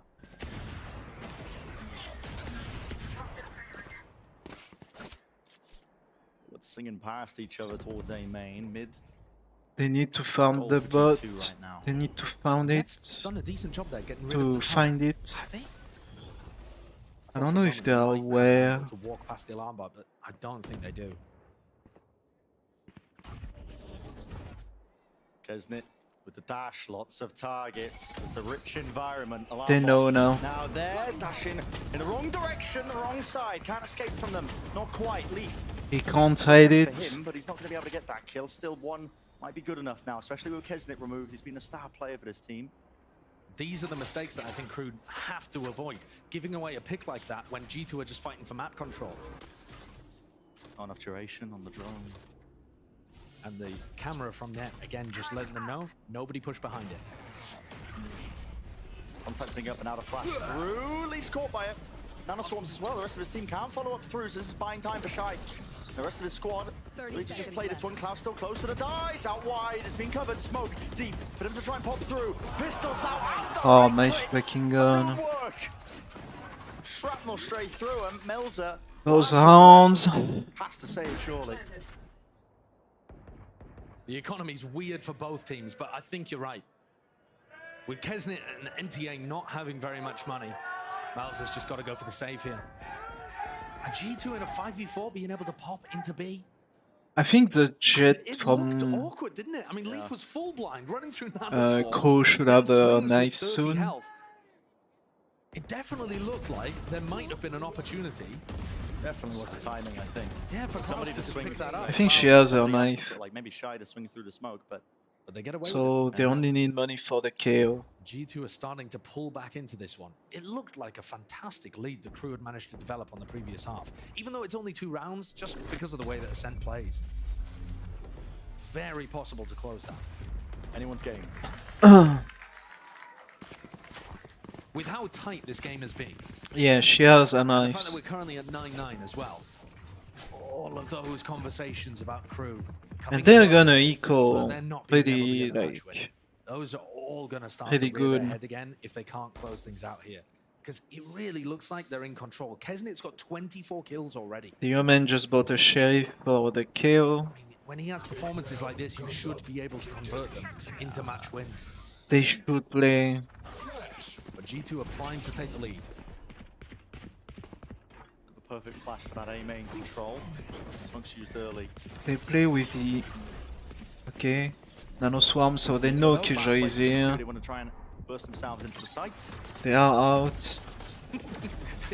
Timmy's doing his best. It really is. What? Kesnit? That is insane. Talk about nerves.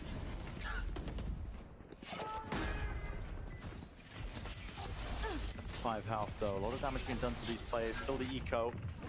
Smoke drops off. It's so awkward, right? This is a weird way It's to play the really post odd. They're all going to be just waterfalling down straight into hell. Can they even get these connections? The bullets are raining through. It's anyone's game. RNG is what it comes down to. Still, players survive. Kesnit's there, 5 HP. And a dream right click misses. Leaf surviving. Oh my god, they are throwing the same way. They threw fucking Sunset, man. Yep. I mean, it was an eco, but still, like... Decision that they went for there, putting so many people in hell, putting the smoke there too. All trying to play off each other. They have 2 really strong ultimate though. They have the Sova ultimate and the KO ultimate. Especially when Crew have stingers. And now they have money. So it should be 10-10. They go for it. The question is, how much do they lose? Their favor. The attack side has been all theirs. Only 2 rounds. Game. Because if they have a pretty clean round... Guns by their side. Crew put a stop to it once more. Okay, G2 looking to gather up towards B main, where they've got Odin spam off Shy's contact. Or actually off the turret contact. Oh, Klaus is going to recon off turret contact and then go for the Odin spam. Drive forward, breaks the cam. Been using that one a lot. Alright, does have the Odin spam with the turret now. Reveals his hand ever so slightly though, just gonna make Jonah P think twice. Pop flash. Now the paranoia Okay. flying. Throwing utility. Okay. To the back of it. One ultimate, and they are gonna go in. Way for the rotation, still 2 remain from crew. Anchored, hard positions here. It's up to MTA with a nade. Up down at his feet. Reposition him back down. Up to heaven. Melzer. It's a really, really tight angle. Valen! Oh, shot to the cranium. Kesner's time to shine though. Let's see what he can do. Hunter's Fury from afar. Klaus seeking the support from Good. Oh my god. It's almost grabbing a second one in that scenario. Shy, he's faster, but the double face of G2 is good. They've got that discipline in check. Spike. I was getting a reveal. Odin spam! Leading it straight to net. It's a 1v1. What? 30 bullets left in the Odin.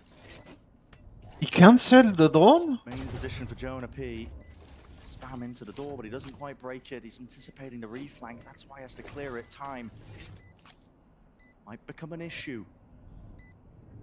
Jonah P, there's so much to clear right now for Klaus. Hopping over the top. Good movement in the end. The tap.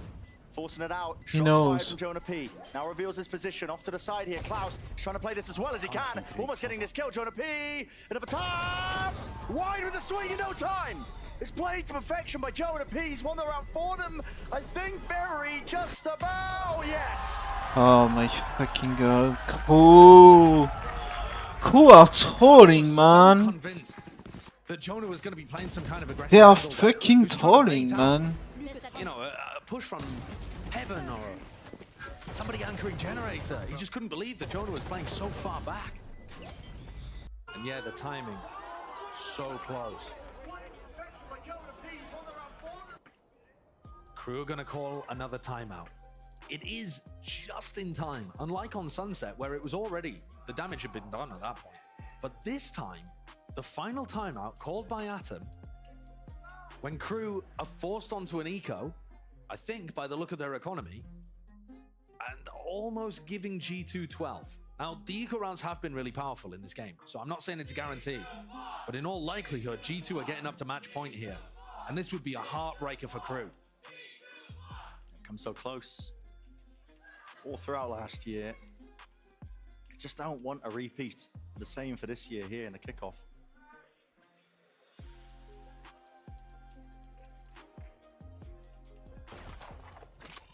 Like you said, the money situation looking too good for Crew. Not really digging deep, I think, for the weaponry here, but They have a Viper P2. can't count this team out. Maybe it's possible. Like, if they manage to get that Viper on site. I don't know if you want the Viper on site. Because you can line up some shit with the Viper mollies. That's why you play Viper. Repositions actually, runs his little wee legs there into wine, so. One suppressed. Rest of the team not interested. It's a nice They idea. found the Omen. Into a B hit, but it hasn't pulled anyone from Crew away from this 3-person setup in B main. But the Omen has an ultimate, so. He backs away. Paranoia now. Paranoia, they found one. Oh, No way! Like I said, that's huge. count Crew out. She's Guardian spam. Okay, Leaf the being molly casualty there. mid. Be left reeling here. 4v5 for G2. They now. should close that door though. See if they can confirm The what's door going is on. not closed. Much more difficult, though. I don't know why Crew don't close doors. Like, you know they're gonna rotate. Who fucking... Flash utility. This is my question again. Who fucking cat. Like, you have to close that door. It's just a free sage wall, like... Just close the fucking door, man. Close that fucking door. Oh my! Jonah P, I don't think he saw a bloody thing. Kesner's still there though, returning with a fire. The cavalry arriving. Kesner doing his darn. There's still 2 players to meet them here. 25 seconds left. The call is to cancel. G2 gonna start running up to mid, but they're gonna be met. Crew gonna meet them here. Vulnerable, spamming them down. Spike dropped. Net, he's low. And the door is closed on me. That's why you close the door, so they can't fucking run around like fucking retards. 10 seconds. Get a move on, son. Cam, so we can cross. Time Barely there, but he's got it. Has to stick this right now. It's up to Shy. Running with the timing. He knows it. Spam onto the corner. Shy! Holy fucking shit, man. And pulls off the almost impossible. These eco rounds have just been so dangerous. I thought it was an absolute mad play to go for the defensive reclear there. Because again, theoretically, G2 should find it really difficult to get into sight. So why are you offering them a team fight right before they would be forced to... You have the knives on the jet. In all of the chaos, they actually found enough kills with the lower weaponry. Yeah. And then the scramble from G2. I still think it was a good call to try to go B. They knew that both players were A, but they hit the alarm bot, which vulnerable them. Then the market door was closed. So many obstacles. The 1v1, I mean, it's just mad. Absolutely mad. And now we find ourselves here with only one round separating. We said don't count them out with the half-fire weapon. Yeah. We said it. We saw it. Made manifest here. Timeout for G2. Has to be called. Have to come up with some corrections. Yeah, and it's not necessarily the end of that round that they'll be discussing. It's their more general game plan. And I think the fact that Crew went for that re-clear is going to be a real thinker for G2. Because actually, if you're able to bait those out, that could be good. Shy's been great today, picking that one up. How many times did he save them in 1v1 situations earlier on today when they had a player advantage and almost threw it? Rhinoceros has been good for it. Yeah. The Rhinoceros and the Electric Eel. What a duo. What a duo. I don't think Kesnit's going to be happy with that nickname. He'll do his best to make it not stick. He's slippery enough. He can dodge a nickname. Odin spam. A little bit early from Klaus there. Just open. Maybe they were opting for the B rush, but it doesn't connect on 20 players. The Omen Spike walking up They haven't really mid. been in mid this early in the round, I don't think. If they break the alarm bot here, they're creating threats in mid real early. And that's going to pull people... Why are Sova and KO on the same site? things easier. Literally the two people that can give you info. Honestly, no one reacted to that alarm bot going down. Door closed. They did. They closed the door. Kesnit's still feeling safe for the time being. Here. I don't know how he can feel safe there. No, I don't know either. Those pings, dude, those red pings are like amazing. They heard the cam, so they know they are coming back because the Cypher is their lurk. What a nice kill. Door's broken though. And here's Leaf. Very naive on the fucking door. Maybe to set another right click and missed. Went a little bit wide. What is that ultimate? Needs to push the back. Beautiful paranoia, yet Jonah P. How has he done that? Treacherous waters, yet still sails it through with the lockdown destroyed and a pit on top of it. There's the 12th round. Holy fucking shit, man. Huge performance from Crew deserves to lose. Very reminiscent of what he put together on Sunset. He's top of the scoreboard for his squad. Just in front of Leaf, who's made a big fully recovery. blind, man. No, he was the only player that didn't get caught by the paranoia. We might catch it in the replay, but he bailed the rest of his team out. Look at him, swinging forward to cover for the other two, Valen and Trent, I think, who just got whacked by that paranoia. I mean, Jonah's been amazing. He has. He's just Yeah. been amazing today. Ishai is the god, is the MVP for Crew. 30 kills, by the way. Jonah P is definitely the MVP for Staring G2. into Jonah, who has knife and an null command to take it away. I mean, Kesnit should not be able to make magic happen. And unfortunately, this looks like Kesnit's going to drop 30 in a loss again. I mean, it just looks brutal. Heartbreak.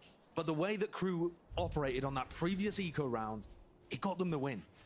So even though they have stingers and a blade storm that can get cancelled, they still have hope. Gotta do it again. Gotta do it again to stay in the series. Jump spot through mid, now walking all the way through. Kesnit just jump spotting off from the well. See if he can spot a head or two, but a bit smoked into the bottom of mid. Denying that And they are gonna go mid again. They know the alarm bot is here. Okay, ultimate, if they found one.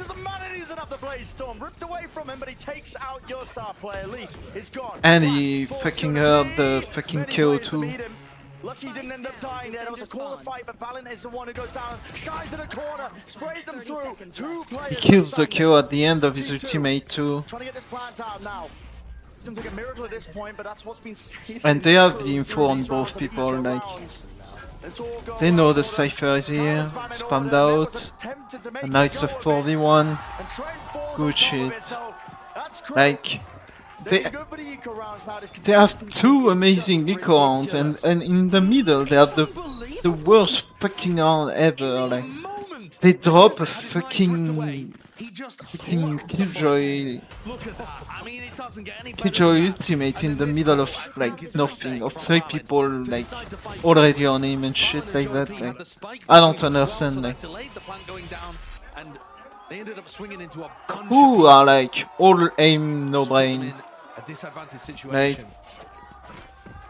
I'm not talking about the. I mean, they have some good reads and some good like rounds, but once like shit hits the fan, hits the fan, like they just like overheat. I feel. Battling their way back. Draw it up in Epic Pen. One chance, chat. One chance. Seconds. And another beat from B main this time. Oh my god. Close that door, close that door. Gonna pee into the site. Out for main. Shy! Where's he got that? 3 players. Spike is still planted though, but this is such an odd scenario. They are aware of this, surely. No, for B main, they don't know the Trent's there. Net baited for Trent, and I think this is going to be the play. Has to be the insurance policy, no way! Ripped them apart! G2 take it! It's a 13-11. Holy fuck. Ascension team paves the way. They've got their match versus EG. And a dagger to the heart of the Crew fans who've seen it all before. 13-11, the final map. Crew gave it everything. They looked amazing. Kesnet dropped 31 kills, and yet G2 could not be denied. Big resilience being shown there from a team who's been through it all. Yeah.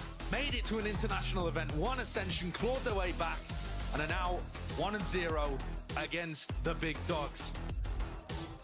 We saw Bleed, the other Ascension team that played so far.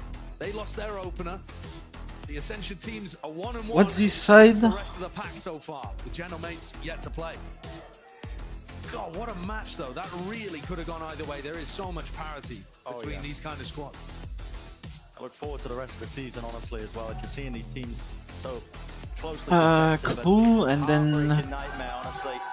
Repeating close losses, but enough about that. It's all G2 here with that very, very close win. They get their fight versus Evil Geniuses.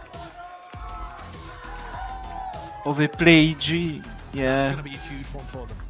G2 have serious chances of being able to make it through to the playoffs. They've got a group where it's doable. Yeah. And this squad, they've been at the top of I don't North know, America man. before. They know what it takes to win. It takes grit and resilience, and they showcase that today. Coming back with wins on Sunset and Ascent after going down on their map pick.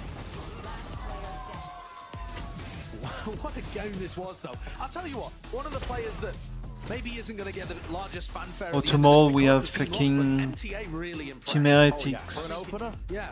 I mean, you think about it, this guy stepping up onto a stage like this, a lot of players would have nerves. No, he was. Oh, and we have fucking K-Corp, man, tomorrow. Kesnet pulling miracles out of his ass. I mean, you can't really ask for much more for an opening performance of this player. This guy, his KO was pretty sublime, setting up the most of them. But yeah, ended up with the loss here. It's unfortunate, but they're not out of the kickoff just yet. They have another chance to really fight back in the lower bracket of their group a little bit later. And look what it meant for the G2 guys too. Oh, yeah. I mean, this is what they've been playing for all last year.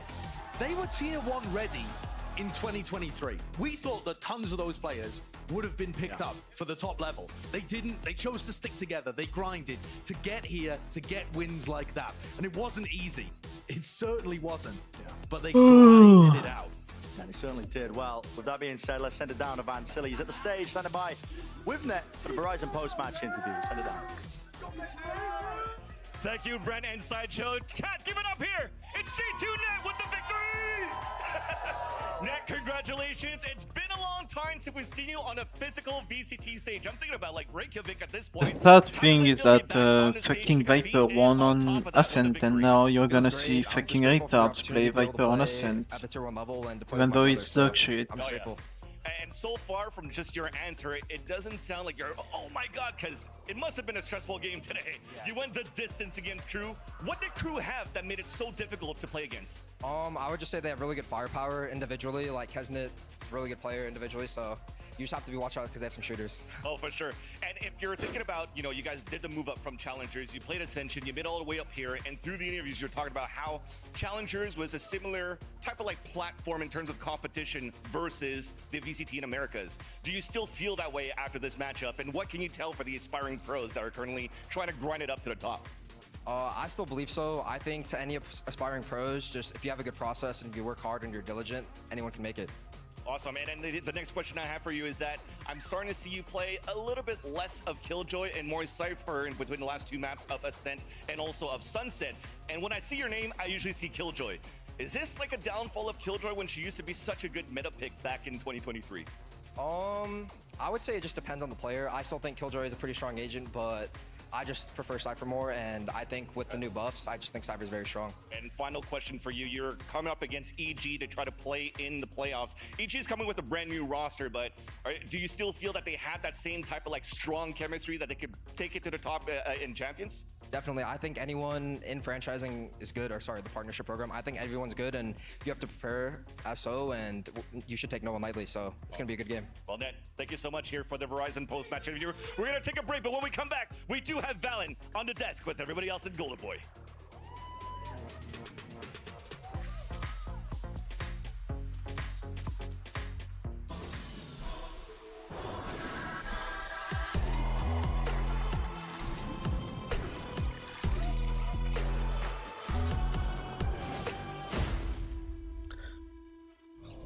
Yeah. Rachel, you okay? No.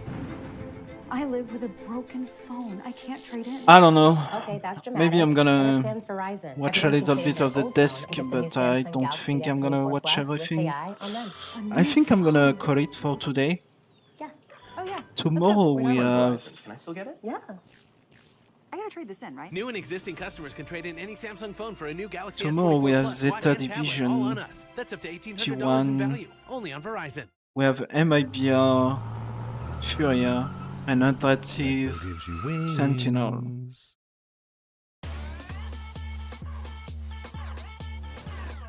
Right? Yeah. So I'll probably like do some games and then switch to watch party.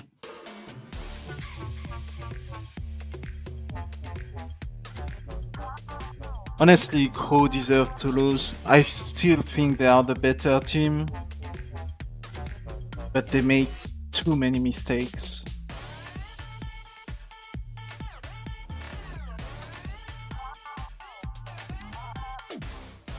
Like, they just made way too many mistakes. Between the fucking coaching stuff, trolling the timeouts, and fucking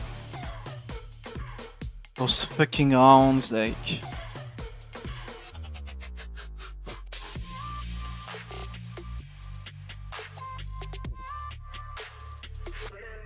Yeah, I'll see what's the post-game stuff is, and I mean, it wasn't an insane series. It was pretty like unclean, like from both teams. of team. Yeah. I don't know, man.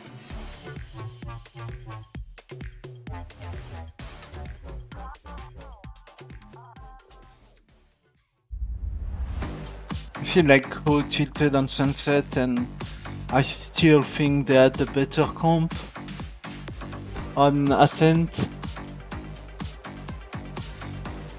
But yeah. Welcome back, everyone, to VCT America's Golden Boy alongside with the others, as well as Mimi. And we decided to put Valen to work today so he could break down the game and earn a paycheck. How you doing, buddy? No, seriously, congratulations on the win. Had to feel good to not just go out there and play, but also go out there and win as well after this long road you've been on. Dude, coming out with the first match and first win for VCT is so big for us in terms of just knowing that we can do it. You know what I mean? We haven't played in VCT since back in Reykjavik. Yeah. And to come out and get the momentum rolling early is huge for the team and the morale, especially going into practice. Going into a practice week when you win feels very good. Yeah, And so I just love my teammates. That was a very grueling win for us. Yeah. Nothing was easy, and we earned it hard. And I want to shout out my team for the incredible resilience, and they played phenomenal. Especially in the clutches, we were coordinating everything. We had some inside info is we've been struggling in practice a little bit with some coordination and trying to get everyone on the same page.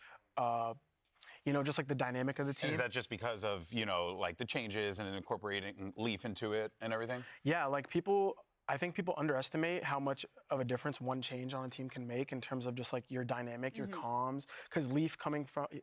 People don't know this, but Leaf is maybe they do, he's a super vocal player. So it's actually for him. You already have a lot of voices in your team, right? You and Ned are both crazy vocal. Right, and so we had to try to taper that down a bit.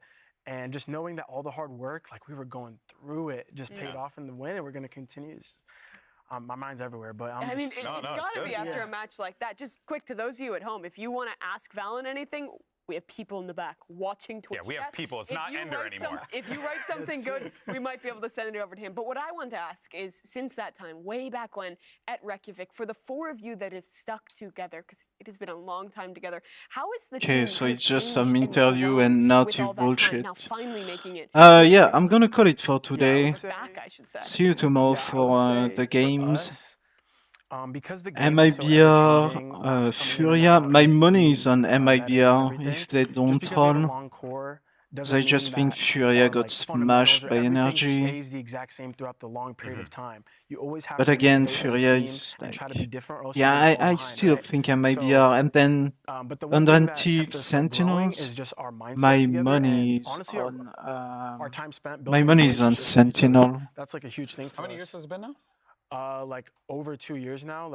This is going into our third year by the end of it. Okay, we consider this a serious relationship at this point. It is pretty serious. And yeah, my money is on Sentinel because Undaunted lost to Leviathan. We're not a team that just dominates scrims all the time or looks fantastic form all year round. We go through grueling process to get good. Yeah. And 2-1. Long-lasting dynamic is really what keeps us pushing forward and trusting the process within. Yeah. Do you think if the team had made it into partnerships at the beginning of last year, as you were with the Guard, with your 4 players, then how do you think that would compare to the team that has now been down in Tier 2 and had that whole extra year together, having to build back up to this? Yeah, my money is on MIBR and Sentinels tomorrow. It's hard to tell, but I would say we wouldn't be as good as a team, honestly, if we got straight. So see you then, maybe some grind before. And we went from choking on lane at Reykjavik, probably some grind before. And yeah, stay safe. To us like a home team, I'll give them that. Stay it was chill. still a feeling of we're going into a new area to compete, and it's literally see you tomorrow.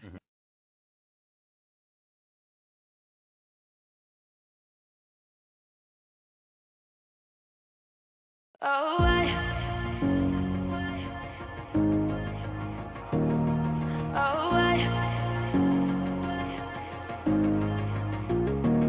yeah, I was searching so long, trying to feel what I should feel, and I was certain, oh, I'd never find a way to to heal. Created distance, and the sky began to clear. Started to listen to a voice that isn't real, and I found you when I lost my mind. Let go of the hands of time. Found you when I lost my mind.